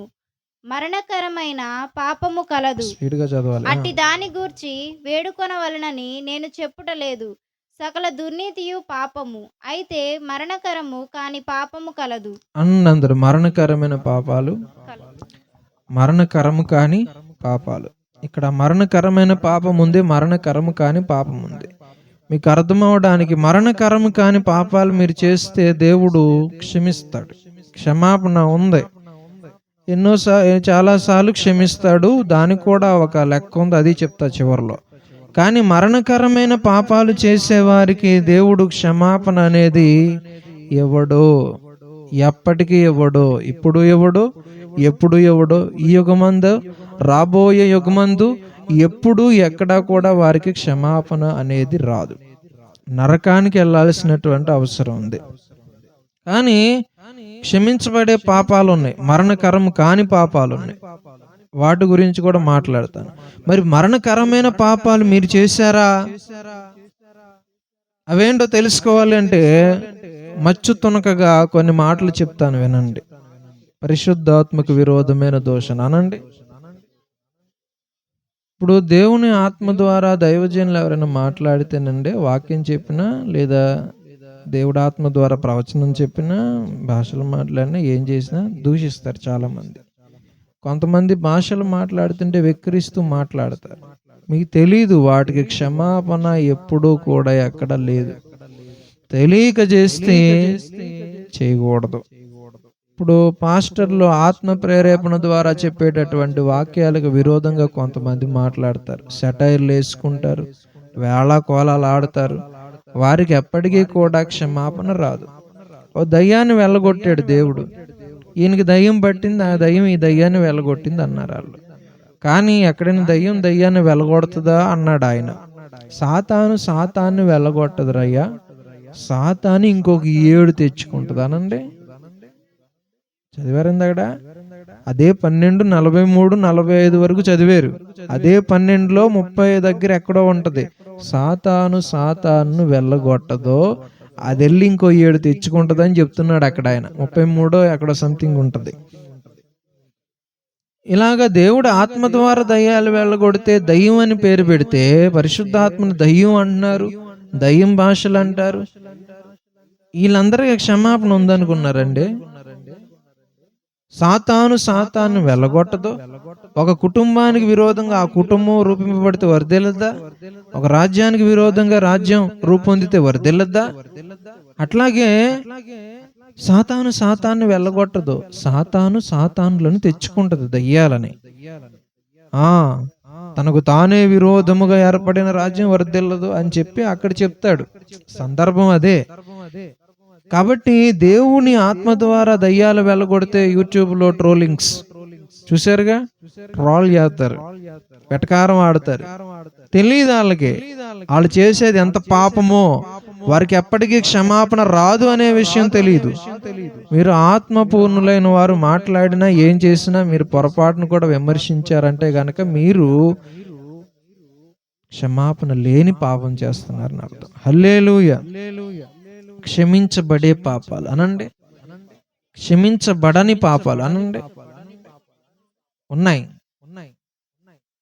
క్షమించబడే పాపాలండి తగ్గే జబ్బులు అనండి. తగ్గని జబ్బులు తగ్గే ఉన్నాయి, తగ్గని ఉన్నాయి. కొన్ని తగ్గుతాయి, కొన్ని తగ్గవు. కొన్ని జబ్బులు వచ్చినాయి అంటే పోవు. షుగర్ వస్తే తగ్గుద్దా? మీరు ఎన్ని తిన్నా సరే, ఎన్ని ఇన్సులిన్లు వేసుకు ఎన్ని చేసినా సరే తగ్గుద్దండి? ఇక జీవితాంతం చెర, దాన్ని నరకం అంటారు. దాన్ని ఏమంటారు? బిళ్ళలు మింగుతూనే ఉండాలి, ఆ బాధ పడుతూనే ఉండాలి, విసుగు, చిరాకు, జీవితం మీద విరక్తి వచ్చేస్తుంది. కొన్ని జబ్బులు వస్తే తగ్గవో. కొన్ని జబ్బులకి విరుగుడు లేదు, మందు లేదు, ఏమీ లేదు, నువ్వు పడాల్సిందే, రాసి పెట్టేసాడు దేవుడు అని అర్థం చేసుకోవాలి. టీబీ తగ్గుద్దండి, ఎయిడ్స్ తగ్గుద్దా? క్యాన్సర్ తగ్గుద్దా? పద్దాగా కీమోస్ పెట్టించుకొని మొత్తం నరాలు కాలిపోయి, జుట్టు కాలిపోయి, ఏమంటారు నువ్వు మాట పడిపోయి మనిషి చిన్నవాడైపోతాడు. ఎన్ని విధాలుగా ఇబ్బందులు పడాలి, అన్ని విధాలుగా ఇబ్బందులు పడాలి. కొన్ని జబ్బులు వస్తే తగ్గవు. ఎయిడ్స్ అట్లాంటిది. ఎయిడ్స్ జబ్బు ఎట్లాగుంటుందంటే దానికి మందు లేదు అనండి. ఉందా? మందు ఉందా? ఎయిడ్స్ క్రిమి వైరస్, కరోనా లాగే అది కూడా ఒకటి. అది లోపలుండి రోజుకు రూపంలో ఉంటుంది. అది దానికి మందు లేదు, అందుకే మందు లేదు. అది ఒకేలాగుంటే మందు కనిపెడతారు, ఒకేలా ఉంటుందిగా, రోజుకు ఒకలా ఉంటుంది. అందుకనే ఏం చేస్తారంటే దాన్ని తగ్గించే మందు అయితే లేదు. కానీ ఎయిడ్స్ చాలా వేల పిల్లలు పెట్టుకున్న వైరస్, అది ఒకేసారి దాడి చేస్తుంది. ఇక జబ్బులు తగ్గవు, వ్యాధి నిరోధక శక్తి పూర్తిగా పోద్ది. ఎయిడ్స్ లక్షణం అది. ఎన్నో వేల పిల్లలు పెట్టేసుకుంటుంది అన్నమాట ఎయిడ్స్ అనేది. కరోనా కూడా అంతే, లోడ్ పెరిగిపోద్ది. మనలోకి వెళ్ళిన వైరస్ లోడ్ పెరిగిపోయి మనం చచ్చిపోతాం, కోవిడ్ ఎక్కువైతే. అందుకే తగ్గించుకుంటాం. హెచ్ఐవి వైరస్ కూడా అది వేల పిల్లలు పెట్టేసుకుని ఒకేసారి అటాక్ చేస్తుంది. అందుకని మందు అయితే శాశ్వతంగా లేదు, కానీ ఒక టాబ్లెట్ డాక్టర్ గారు ఇస్తాడు. ఆ మందు బిళ్ళ వేసుకున్నప్పుడు ఓ 12 గంటల దాకా ఈ వైరస్ కణం లోపల పిల్లల్ని పెట్టుకోకుండా నిద్రపోద్ది. ఆ మందు పవర్ తగ్గిపోద్దిగా 12 గంటల తర్వాత. అప్పుడు మళ్ళీ లేస్తుంది ఈ ఎయిడ్స్ కణం, వైరస్, హెచ్ఐవి వైరస్. పిల్లల్ని పెట్టుకోవాలని చూస్తుంది. మళ్ళీ ఈయన ఏం చేస్తాడు? 12 గంటలకే మళ్ళీ మందు వెళ్ళేస్తాడు, మళ్ళీ అది నిద్రపోతుంది. ఇట్లాగా ఏదో టెంపరీగా ఉంటది, కానీ తాత్కాలికంగా పూర్తిగా నయం అవుద్దండి. అట్లాగే కొన్ని పాపాలకు కూడా క్షమాపణ ఉండదు. మీరు ఎన్ని చేసినా సరే విడుదల రాదు, మీ మీద శాపం ఉంది. అందుకే ఆటి జోలికి అంత పాపాన్ని మూట కట్టుకోకండి అని చెప్తున్నా. హల్లెలూయా. ముగిస్తాను నేను, వినాలి జాగ్రత్తగా. మనుష్యుడు చేసే ప్రతి పాపం క్షమించబడుతుంది, కానీ పరిశుద్ధాత్మకు విరోధంగా చేసే పాపాలు క్షమించబడతాయా? ఎప్పటికీ క్షమించబడవు. కొన్ని జబ్బులు మీరే చెప్పండి, పెయిన్ కిల్లర్స్ అనండి. కొన్ని జబ్బులు తగ్గవండి, బాగా నొప్పి వస్తాయి, పెయిన్ కిల్లర్ లేస్తారా? ఒక్కొక్క పెయిన్ కిల్లర్ కిడ్నీలను కొట్టేస్తుంది అనమాట. కిడ్నీలు పాడైపోతాయి. మరి తగ్గుద్దంటే తగ్గదు, నొప్పి జబ్బు పోదు. కొన్ని జబ్బులు అలాగుంటాయి. అలాగని పెయిన్ కిల్లర్ వేసుకుంటూ పోతే కిడ్నీలు డ్యామేజ్ అయ్యి అలా చచ్చిపోతాయి. అట్లా కొన్ని విరక్తి చెందే జబ్బులు ఉన్నాయి. కొన్ని పాపాల వల్ల వచ్చే శాపాలు కూడా విరక్తి కలిగిస్తాయి. అలా కొడుకులు తాగొచ్చి కొడతారండి, తెలుసా? అదో శాపం. అది ఇంటింటికి తిప్పి కొడతారు. వాళ్ళ తల్లిదండ్రులే కొడుకుల మీద కేసులు పెడతారు. వీళ్ళకి విడుదల రాదు, విమోచన రాదు, కొడుకులు వదిలిపెట్టరు, వెళ్ళరు. అదో శాపం. అది భయంకరమైన పాపం వల్ల శాపం వచ్చింది. విరక్తి కలిగి చచ్చిపోవాలనిపిస్తుంది, వాళ్ళకి విముక్తి రాదు. అట్లాంటి కొన్ని శాపాలు ఉన్నాయి. అలాంటి పాపాల జోలికి వెళ్ళకండి. హల్లెలూయా, హల్లెలూయా. సో మరణకరమైన పాపం ఏంటంటే దేవుణ్ణి నమ్మకపోవడం. చెప్పండి ఏంటది? యేసు రక్తం అనండి. అన్ని రోగాలకి పనిచేస్తుంది. అన్ని రోగాలంటే పాపాలు. ఇక్కడ రోగాలంటే పాపాలతో పోల్చి మాట్లాడుతున్నా. సిగరెట్ తాగితే క్యాన్సర్ వచ్చింది, వ్యభిచారం చేస్తే ఏమొచ్చింది? ఎయిడ్స్ వచ్చింది. అంటే పాపాల ద్వారా రోగాలు వచ్చాయి కదా. అందుకనే పాపాలను రోగాలతో పోలుస్తున్నాను నేను. మీ అందరికి అర్థమవుతుంది కదా? ఇప్పుడు యేసు రక్తంలో అన్ని పాపాలు పోతాయి. పాత నిబంధనలో బలులు అర్పించారు, జంతువుల బలులు. ఆ జంతువుల రక్తం బతుకున్నంత వరకు ఆ పాపాలు చచ్చిపోయాయి. ఆ రక్తం చచ్చిపోయిన తర్వాత మన బ్లడ్ కణాలు చచ్చిపోతాయి కదండి, రక్త కణాలు చచ్చిపోయిన తర్వాత మళ్ళీ ఏం జరిగేదంటే ఆ పాపాలు బతికేవి. అచ్చం HIV వైరస్ నిద్రపోయి మందు పవరున్నంత వరకు మళ్ళీ లేచినట్లు. మనం మత్తు ఇంజెక్షన్ తీసుకుంటే నొప్పి తగ్గుద్దండి, మత్తు విడిపోయిన తర్వాత మళ్ళీ ఏమొచ్చేస్తుంది? పెయిన్ వచ్చేస్తుంది. అలాగా నివారణ లేని రోగాలు ఎట్లా ఉన్నాయో నివారణ లేని పాపాలు కూడా ఉన్నాయి. హల్లెలూయా. కానీ యేసు వచ్చిన తర్వాత జంతువుల బలుల రక్తంలో కాదు, యేసు రక్తాన్ని 2000 సంవత్సరాల తర్వాత దొరికితే పరీక్షిస్తే ఇంకా రక్తం బ్రతికే ఉందండి. అంటే ఆయన రక్తంలో ఏముంది? నిత్య జీవం ఉంది.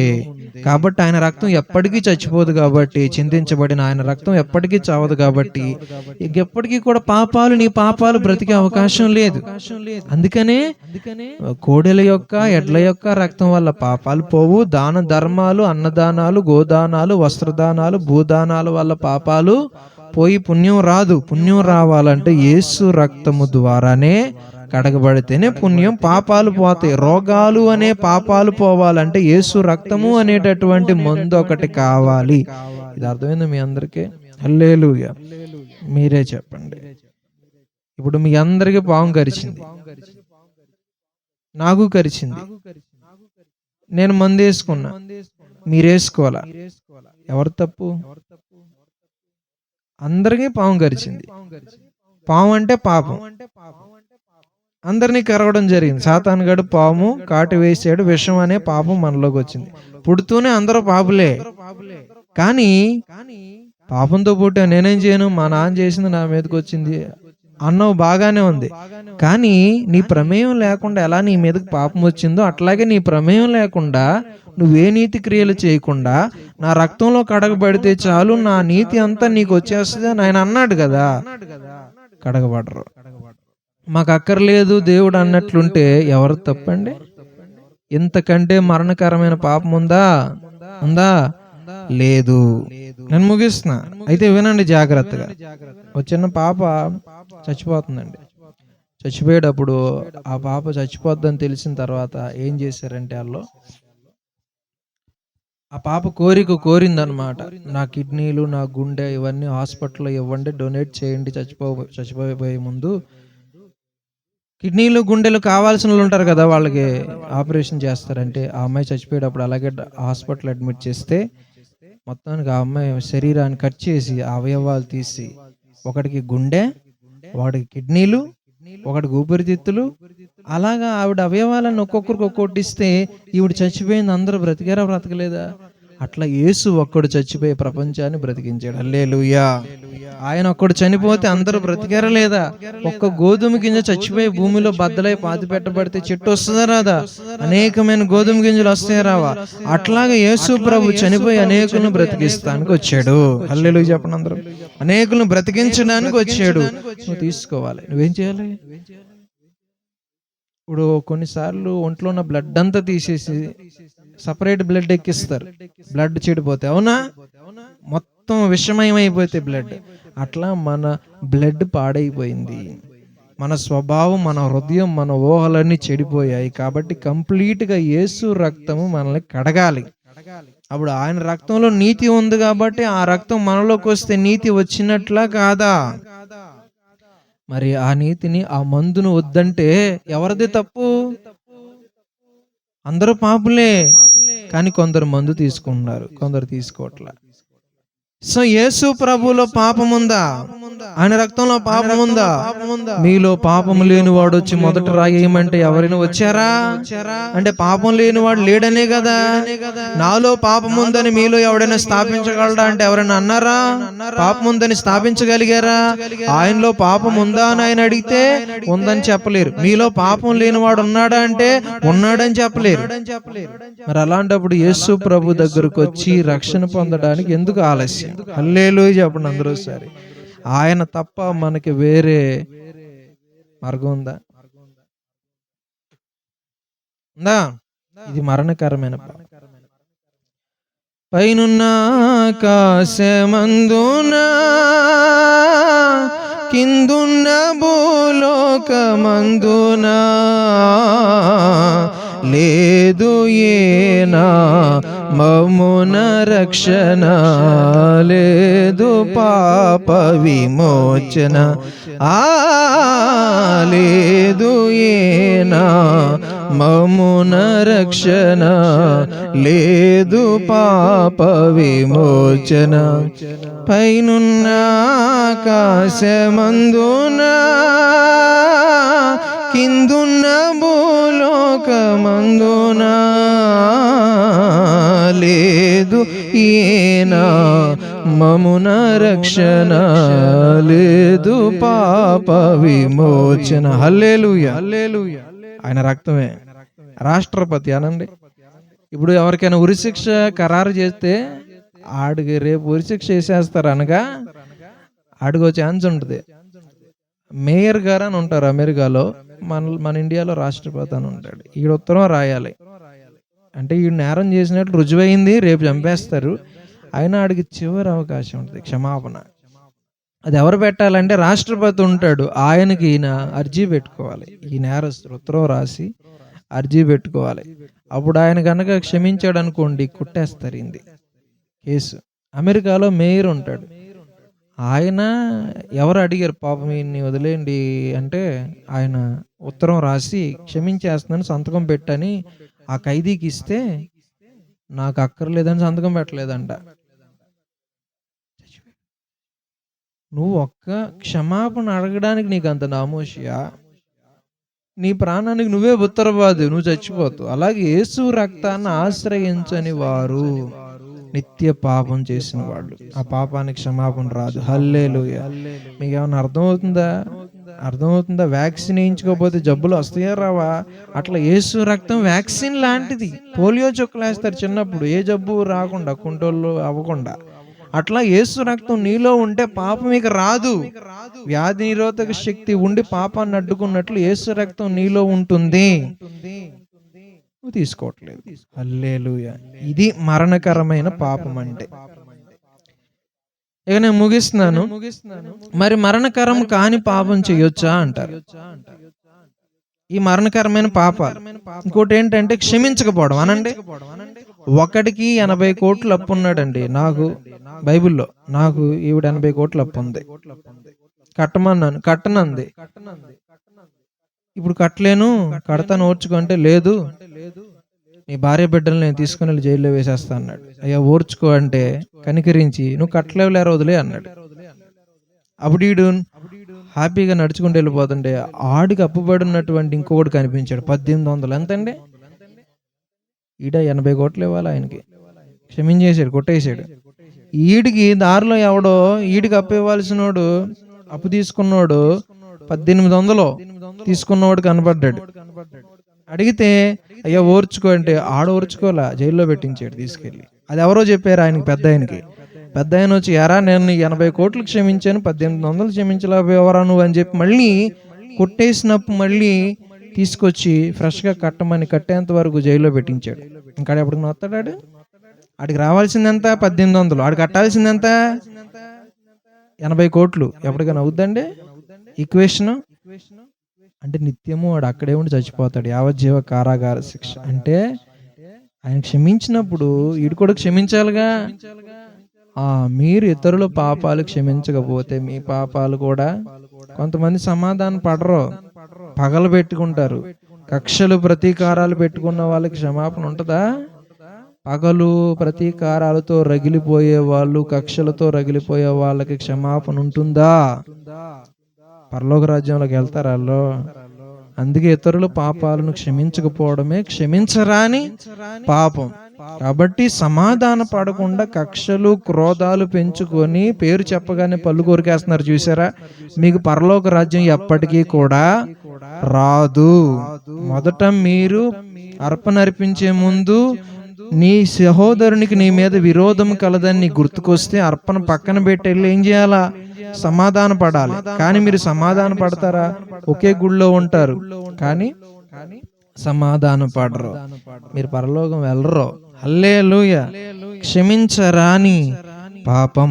ఎవరి మీద క్రోధము, కక్షలు, ప్రతీకారాలు తీర్చుకోకూడదు. ఎవరి మీద పగబట్టకూడదు, పళ్ళు కొరకకూడదు, నాలుక కరుచుకోకూడదు. మనం అందరినీ క్షమిస్తేనే మన పాపాలు దేవుడు క్షమిస్తాడు. మనం ఎవరి పాపాలు క్షమించమో దాన్ని బట్టి దేవుడు కూడా మన పాపాలను క్షమించడు. ఇవి మరణకరమైన పాపాలు.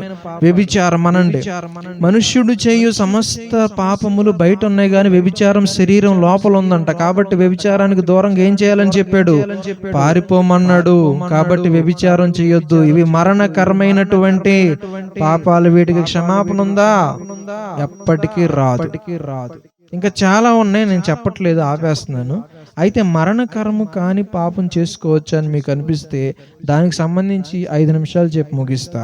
మరణకరము కాని పాపము చేస్తే దేవుడు క్షమిస్తాడు కానీ దానికి అంటే చిన్న చిన్న అబద్ధాలు ఆడుతూ ఉంటారు కదా మీరు అప్పుడప్పుడు, అట్లాంటివి క్షమిస్తాడు. కానీ దానికి కూడా ఒక లెక్క ఉంది, అది చెప్పి ముగిస్తా. యాకోబు రాసిన పత్రికలో 4వ అధ్యాయం అనుకుంటా ఆ మాట ఉండదు చూడండి అమ్మా, 14వ వచనం అనుకుంటా. ముగిద్దాం ఇక, మనం అయిపోయింది.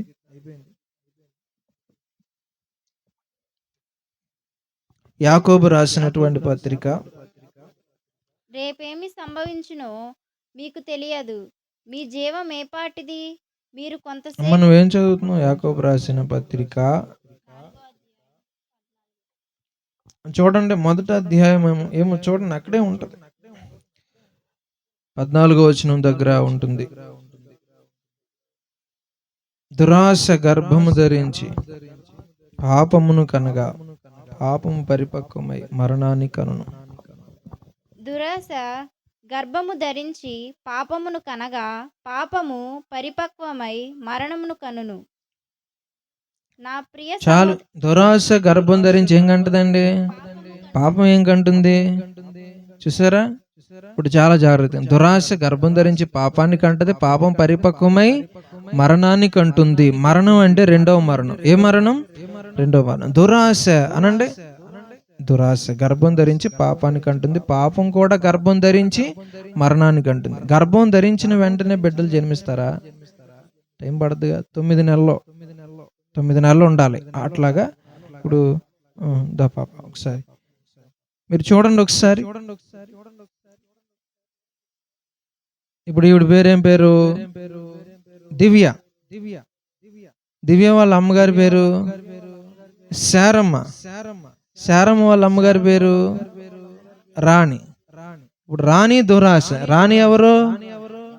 ఆ దురాశ అనే రాణి శారమ్మ అనే పాపాన్ని గర్భం ధరించి కనగా పాపము అనే శారమ్మ గర్భం ధరించి దివ్య అనే మరణాన్ని కన్నది. అంటే మనవరాలు ఇక్కడ మరణం, అమ్మేమో పాపం, దురాశ ఏమో అమ్మమ్మ. కూర్చో, మీ అందరికి అర్థమైంది నేను చెప్పింది, అలా అర్థం చేసుకోవాలి.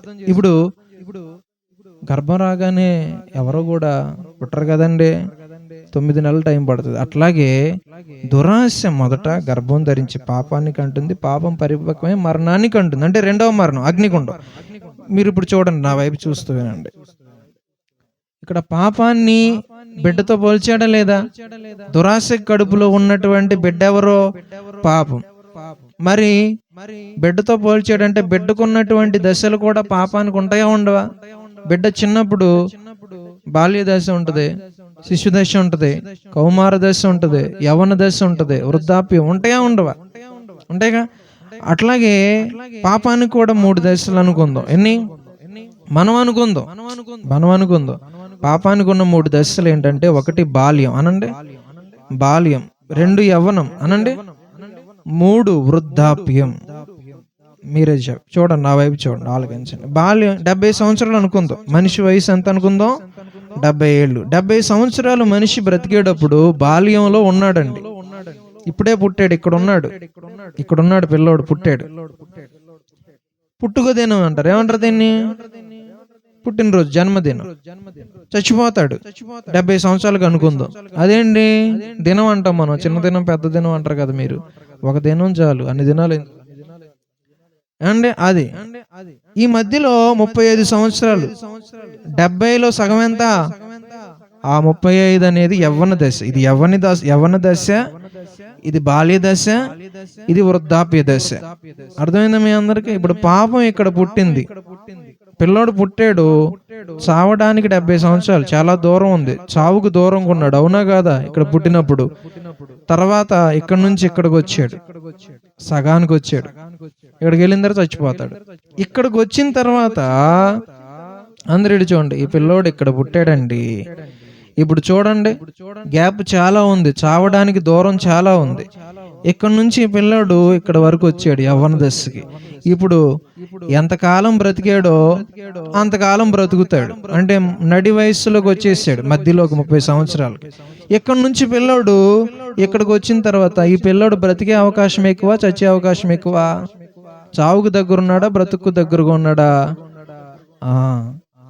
అట్లాగే పిల్లోడు పెద్దవాడైతే ఎలా చచ్చిపోతాడో నీ పాపం కూడా బాల్య దశలో ఇక్కడ ఉంది. అంటే ఇంత దూరం వరకు నేను దేవుడు క్షమిస్తాడు. ఇక్కడ వరకు వచ్చావు, క్షమించాడు.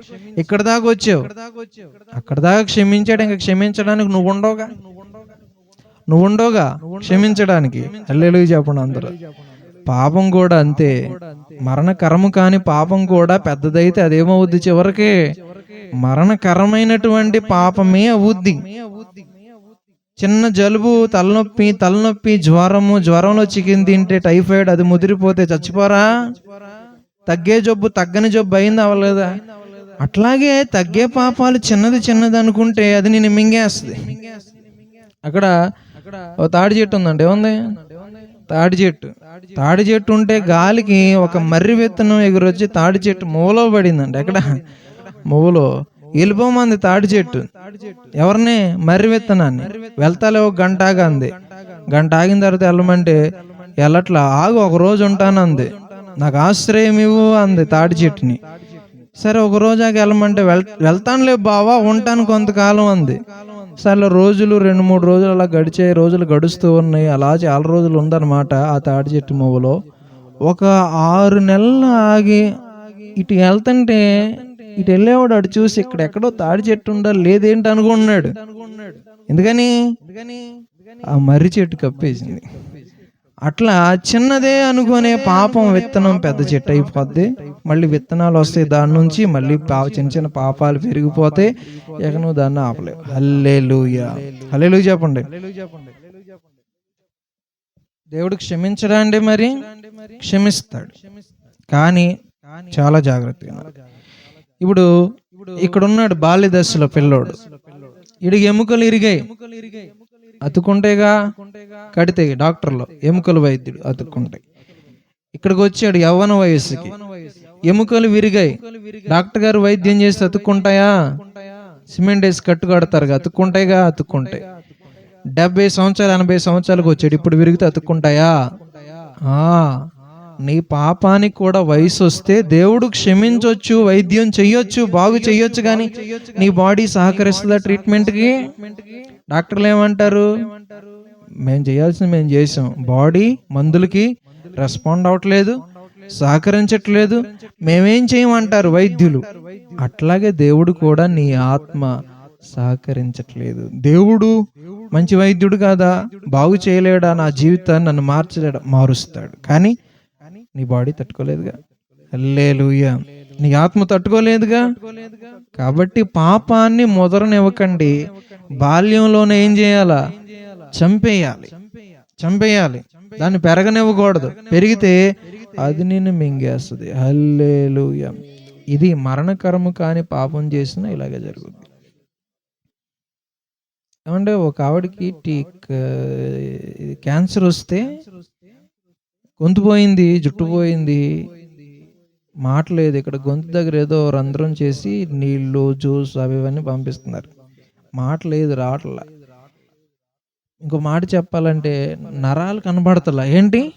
కాలిపోయినాయి. కీమోథెరపీ చేసేటప్పుడు క్యాన్సర్ వచ్చిన ఆవిడకి సెలైన్లు పెడతారు నరాలకే, కానీ కీమోథెరపీ ఇస్తే నరాలు కనపడతల్లా, కాలిపోయినాయి. ఇప్పుడు ఏమో నీరసం అయిపోయింది, ఏమైనా బలపరచాలంటే సెలైన్ పెట్టాలా, కానీ నరాలు లేవుగా. సెలైన్ పెట్టలేరంటే పెడతారు, మరి నరాలు లేవు నీ దగ్గర, నీ బాడీ ట్రీట్మెంట్కి సహకరిస్తుందా? అచ్చం అట్లాగే చాలా మంది పూర్తిగా చెడిపోతున్నారు. మీరు వెనక్కి తిరిగి చూసుకోండి. మీరు ఎంత ఘోరంగా దేవుడి నుంచి దూరంగా వెళ్ళిపోతున్నారు చూసుకోండి. వెనక్కి తిరిగి రాలేనంత దూరంగా మీరు వెళ్ళిపోతున్నారు. దేవుణ్ణి పూర్తిగా మీ నుంచి పోగొట్టుకుంటున్నారు. పాపాలతో జోలు కలిగి ఉండకండి. పాపాలు మిమ్మల్ని సర్వనాశనం చేసేస్తాయి. మీ జీవితాలు నాశనం అయిపోతాయి. హల్లెలూయా చెప్పండి. చావు ఒక్కసారి రాదండి, నిదానంగా. రే బాబు, రే కూర్చో, అయిపోద్ది, వెళ్ళకూడదు అలా, కూర్చో. హల్లెలూయా చెప్పండి అందరూ ఒకసారి. హల్లెలూయా. సంవత్సరం పాటు నేల విరేచనాలు వచ్చి బాధపడి చావాలి, దాన్నే నరకం అంటారు. హల్లెలూయా. అంత ఈజీగా ఉండదు నరకం. రెండవ మరణం గురించి మాట్లాడుతున్నా. మరణం అనండి, దురాశ గర్భం ధరించి పాపానికి అందే. పాపం గురించి చెప్పాను. పాపం పరిపక్వమై ఏం కంటుంది? మరణం కంటుంది. మరణం అనండి, మరణమునకు 2 అనుభవాలు అనండి. 2 అనుభవాలు ఉంటాయి. ఆ 2 అనుభవాల గురించి చెప్పి నేను ముగిస్తున్నాను. ఒకటేంటంటే మరణానికి ఉండే ఒక అనుభవం మరణ భయం అనండి అందరూ. మరణ భయం. 2 మరణ వేదనలు. ఈ 2 మరణానికి ఉండే అనుభవాలు. ఈ రెండింటినీ కలిపితే మరణం అవుద్ది. ఇప్పుడు మరణమునకు ఉండేటటువంటి మొదటిది మరణ భయం అండి. చావు అంటే భయం అని అర్థం. ఇది ఎలా ఉంటుందో మీకు చెప్తా. 2వ మరణం గురించి మీకు అర్థం చేసుకోవడానికి. మనకి ఇప్పుడు జైల్లో నేరస్తుడుగా తీర్పు పొందితే కోర్టులో ఆయనకి ఏం విధిస్తారు? మన దేశంలో ఉరిశిక్ష వేస్తారు. అమెరికాలో కొంతమంది భయంకరమైన ఖైదీలకి శిక్షలు విధిస్తారు. ఎట్లా ఉంటాయి అంటే అవి ఒక గ్లాస్ ఛాంబర్ ఉంటుంది, అంటే రూమ్, అందులో కూర్చోబెడతారు. కరెంటు కుర్చీ ఉంటుంది, దానికి కరెంటు. ట్రైన్ వెళ్ళేటప్పుడు చూసారా, పైన వైర్లు ఉంటాయి, తీగలో బోల్డ్ కరెంట్ ఉంటుంది, అందులో పట్టుకుంటే మాడిపోతాం. అంత కాదు కానీ దాదాపు ఎక్కువ కరెంట్. మన ఇంట్లో ఉండే కరెంట్ కాదు, ఎక్కువ కరెంట్, తట్టుకోలేనంత కరెంట్ ఇతనికి పెడతారు. గుండు కొడతారు, నీళ్ళలో ముంచిన స్పాంజ్ తీసుకొచ్చి తల మీద పెడతారు, ఎలక్ట్రోడ్ ఒకటి పెడతారు, పెట్టి కుర్చీ ఉంటుందండి, ఆ కుర్చీ కరెంటు వైర్లు ఉంచి ఈయనకి అప్లై చేస్తారు. ఇప్పుడు ఆ షాక్ ఇవ్వగానే ఈయన వెంటనే ఏమైపోవాలి? చచ్చిపోవాలి క్షణంలో. అట్లా చావనివ్వరు. వాళ్ళు ఏం చేస్తారంటే, ఇతగాడు ఒక 3, 4, 5 నిమిషాలు బతకాలని నీళ్ళల్లో ముంచిన ఒక స్పాంజ్ గుండు కొట్టి తల మీద పెట్టి, ఒక ఎలక్ట్రోడ్ అంటారు, అది మీకు తెలియదు, అది తల మీద పెడతారు. అందువల్ల ఇతగాడి కరెంట్ షాక్కి అలాగే ఆ ఎలక్ట్రోడ్కి నీళ్ళలో ముంచిన స్పాంజ్కి మధ్య ఒక్క క్షణంలో చావాల్సిన వాడు 3 నుంచి 5 నిమిషాల పాటు బతుకుతాడు. ఈ 5 నిమిషాల పాటు వాడు ఎంత బాధపడతాడంటే, దేవుడు బిడ్డలారా, ఆడు కళ్ళు ఊడి బయటకు వచ్చేస్తాయి, నాలుక కట్టే బయటకు వస్తుంది. ఈ పైన ఉన్న డెప్ప తల లేచి మెదడు బయటకు వచ్చేస్తుంది, ఒళ్ళు చర్మం ఊడిపోతుంటది. ఆడు పీకులు అయిపోయి ఒక 5 నిమిషాల తర్వాత చచ్చిపోతాడు, నాలుగు బయటకు వచ్చి చచ్చిపోతాడు. దీన్ని అంతటినీ కూడా ఆ ముందు కూర్చున్నవాడు వచ్చే వారం చావాలి. ఈ ఆదివారం వీడు చేస్తే వచ్చే ఆదివారం వాడు చావాలి. ఆడికి బలవంతంగా చూపిస్తారు వీడి చావుని. వీడు చచ్చిపోయినా వాడి దగ్గరికి వెళ్ళి అంటారు, ఒరే బాబు వచ్చే వారం నువ్వే చావాలి, ఇలాగే చస్తావు అని చెప్తారు. ఆ వారం రోజుల పాటు ఆడుకుండే భయం ఉంది చూసారా, దాన్ని మరణ భయం అంటారు. ఏమంటారు? అది చావు భయం. వీడు మరణ వేదనలు అనుభవించాడు, వాడు చావు అంటే, రెండవ మరణం అంటే, నరకం అంటే ఒక రోజులో అవ్వదు, యుగాయుగాలు అనండి. నరకం గురించి ఏం చెప్పారంటే, కర్ర విరగదు, పాము చావదు, అగ్ని ఆరదు, పురుగు చావదు. అగ్ని ఆరద్దంటే ఆరదు, కాల్తానే ఉంటాడు. కొన్ని నేను చచ్చిపోతానేమోలే, ఏ బాధ ఉండదు అనుకుంటే చావడు. పోనీ అగ్ని ఆరిపోద్దేమో, నేను చావట్లేదంటే దేవుడు క్షమిస్తాడంటే అక్కడ ఉపాయమే లేదంట. అగ్ని ఆరదు, నన్ను చంపనైనా చంపు, విడుదల ఇవ్వనైనా ఇవ్వంటే అసలు వినే నాదుడు దేవుడు అక్కడ ఉండనే ఉండడు, ఆ నరకంలోకి వెళ్ళిపోయాడు. దీన్ని చావు అంటారు, దీన్ని నరకం అంటారు. ఇది భూమి మీద ఉంటది. ఎక్కడ ఉంటుందమ్మా చెప్పండి? ప్రకటన గ్రంథంలో 9లో ఉంటదండి. ఆ దినములలో మనుషులు మరణం వెతుకుతారు గాని మరణం వారికి దొరకదు. చావవలనని ఆశపడతారు గాని చావు వారి దగ్గర నుంచి రాబోయే రోజుల్లో చావు పారిపోయే దినాలు రాబోతున్నాయి. మనుషులు చావాలని ఆశపడతారు గాని చావు రాదు. వెతుకుతారు మరణాన్ని. శ్రమలు రాబోతున్నాయి. 7 ఏండ్ల శ్రమల కాలంలో చచ్చిపోవాలని కోరుకుంటారు. ఆ బాధలు తట్టుకోలేక నీళ్లు రక్తంగా మారతాయి, వడగండ్లు పడతాయి, సూర్యుడు నలిపైపోతాడు, కాంతినివ్వడు, పంచభూతములు మిక్కుటమైన వేండ్రముతో లయమైపోతాయి. అలాంటి భయంకరమైన దినాల్లో ఆ బాధలు, రోగాలు, ఆకలి బాధలు తట్టుకోలేక మనుషులు చావాలని, చచ్చిపోదామని వెళ్ళినా చావు రాదు. రైలు పట్టాల మీద పడితే తల విరిగిపోద్ది, అడ్డుపడిపోద్ది, కాళ్ళు విరిగిపోయి అడ్డుపడిపోతాయి, మొండెం నుజ్జునుజ్జైనా నొప్పి ఉంటది, రక్తం ఉంటది, చావు రానే రాదు. అలాంటి భయంకరమైన దినాల్లో మనం వెళ్ళబోతున్నాం. కాబట్టి దేవుడి భయం కలిగి జాగ్రత్తగా ఉండండి. నరకం అనేది చాలా భయంకరమైనదని గుర్తించాలి. దేవుడి బిడ్డలారా, ఈ నరకం భూమి మీద ఒక శాంపుల్. 7 ఏండ్ల శ్రమలో ఉంటది. అక్కడికి వెళ్ళకూడదంటే జాగ్రత్తగా ఒళ్ళు దగ్గర పెట్టుకొని పాపాన్ని వదిలిపెట్టేసేయండి, లేదంటే మిమ్మల్ని అక్కడ పట్టుకెళ్ళిపోద్ది. పెద్ద ఇది ఉంటదండి, నది, లోయ ఉంటది. ఆ లోయలోకి నీళ్ళు వెళ్ళి పడతాయి. అక్కడికి వెళ్ళక మునిపే ఏం చేయాలి? మనం లాగేస్తాం కదా. అట్లాగే నరకానికి నీ పాపం తీసుకెళ్ళక మునిపే దాన్ని వదిలిపెట్టాయి. హల్లెలూయా. నరకం ఎలా ఉంటుందో చెప్పండి. నరకంలో శిక్షలు రకరకాలుగా ఉంటాయి. ఎలా ఉంటాయి? అందరికి ఒకే శిక్షలు ఉండవు. ఈవిడకుండే శిక్షలు ఆవిడకుండో, ఆవిడకుండే శిక్షలు ఆవిడకుండో. అందరూ ఒకేలాంటి పాపాలు చేయరు. కొందరు చిన్నవి, కొందరు పెద్దవి చేస్తారు. అందుకని భారీ పాపాలు చేసిన వాళ్ళకి ఎక్కువ శిక్షలు. నరకంలో శిక్షలు ఎట్లా ఉంటాయి అనుకున్నారు? బట్టలు ఉండవు ఎవరికి. ఈరోజు అందరూ బట్టలు వేసుకొని తిరుగుతున్నారు కానీ నరకంలో ఎవరికి కూడా ఉండవు. దేవుడి బిడ్డలారా, సాతాను గడు దోతలు ఉంటారు అక్కడ. ఎవరు? ఆ కరెంటు స్తంభం అంత ఎత్తుంటారు వాళ్ళు. నువ్వెంతున్నావు? ఒక ఆయన నరకానికి వెళ్ళాడు, 23 నిమిషాలు ఉన్నాడు అక్కడ. 15 అడుగులు ఎత్తుంట గోడల చుట్టూ. 15 అడుగులు ఎత్తు వరకు కూడా విచిత్రమైన జంతువులు ఉన్నాయంట. భయంకరమైన వాసన. 2 జంతువులు ఉన్నాయంట, మొత్తం ముళ్ళేనంట వాటికి. ఆ 2 జంతువులు అని చూసుకొని అదో రకంగా ఏదో మాట్లాడుకుంటున్నాయి. అవి కోపంగా చూస్తున్నాయి ఈయన్ని. ఆ భాష ఈయనకి అర్థం కావట్లే. ఆయన నిజంగా వెళ్ళొచ్చాడు, ఆత్మలో వెళ్ళొచ్చాడు. ఆయన దేహం ఇక్కడ ఉంది కానీ ఆత్మ వెళ్ళడం జరిగింది. దేవుడు చూపించాడు ఆయనకి. 23 నిమిషాలు ఉన్నాడు అక్కడ. ఏం జరిగింది? ఒకటి వచ్చింది, ఇలా లేపి అలా విసిరి కొట్టింది గోడకేసి. అప్పుడు ఆయన ఒంట్లో ఉన్న అవయవాలన్నీ వచ్చేసాయంట. కానీ మళ్ళీ ఏమైందో కాసేపటికి నొప్పి పోయిందంట. ఆ తర్వాత ముళ్ళు ఉన్నటువంటి ఇంకోటి ఉంది, పాములా ఉందంట. అది ఆయన అలా అతికించుకుందంట. మొత్తం చర్మం అంతా బబులుగా అతుకున్నట్లు అతికిపోయిందంట. పీకేస్తే ఆయన మళ్ళీ తీస్తే కదలలేకపోతున్నాడు. అలా పాక్కుంటూ అలా దేక్కుంటూ అక్కడెక్కడో తెల్లగా ద్వారం కనబడుతుందంట. అక్కడికి వచ్చి చూస్తే ఆ బయటకు వచ్చిన తర్వాత మంటలు, అగ్ని, గుండాలు, అంటే అంతటా లేదు అగ్ని. కొన్ని గుంటలుగా ఉందంట, అక్కడ అగ్ని ఉందంట.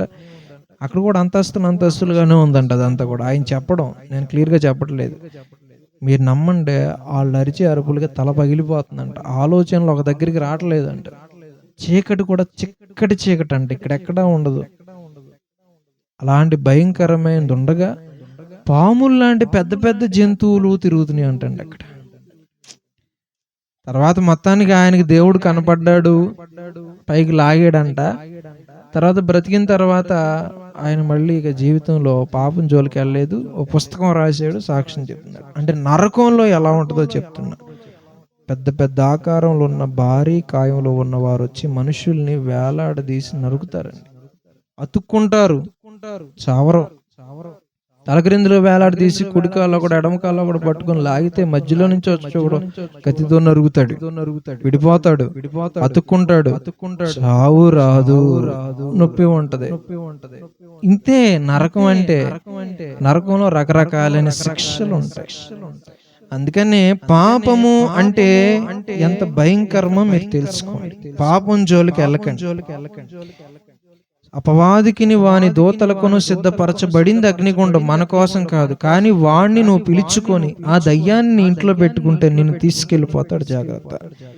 ఆఫ్రికాలో ఒక జైలు ఉంటది, 500 మంది పట్టే జైలు అది. అందులో 7,000 మంది నుంచోనే ఉండాలి, పక్క పక్కన కూర్చోవడం లేదు, ఏమి లేదు. ఇప్పుడు అలాగే ఉండాలి. 500 మంది పట్టే దాంట్లో 7,000 మంది ఉంటే ఏం చేస్తారు? పడుకోవడానికి లేదు, కూర్చోవడానికి లేదు, నుంచోవడమే. అందులో కొంతమంది మనుషుల్ని కొట్టినా చంపినా అసలు ఆ జైలు దగ్గరికి ఎవరు వెళ్ళరు. ఎవరి మీద కంప్లైంట్ ఇస్తారు? వాళ్ళు పాపం చేస్తేనే జైల్లో పెట్టారు. ఇంకా అక్కడ నిన్ను కొట్టినా చంపినా ఇంకెవరు కంప్లైంట్ ఇస్తావు? ఇంకెక్కడికి పంపించాలి వాళ్ళని? అలాగే నరకములో దయ్యాలు ఉంటాయి, వాళ్ళకి దేవుడు శిక్షగా విధించింది నరకం.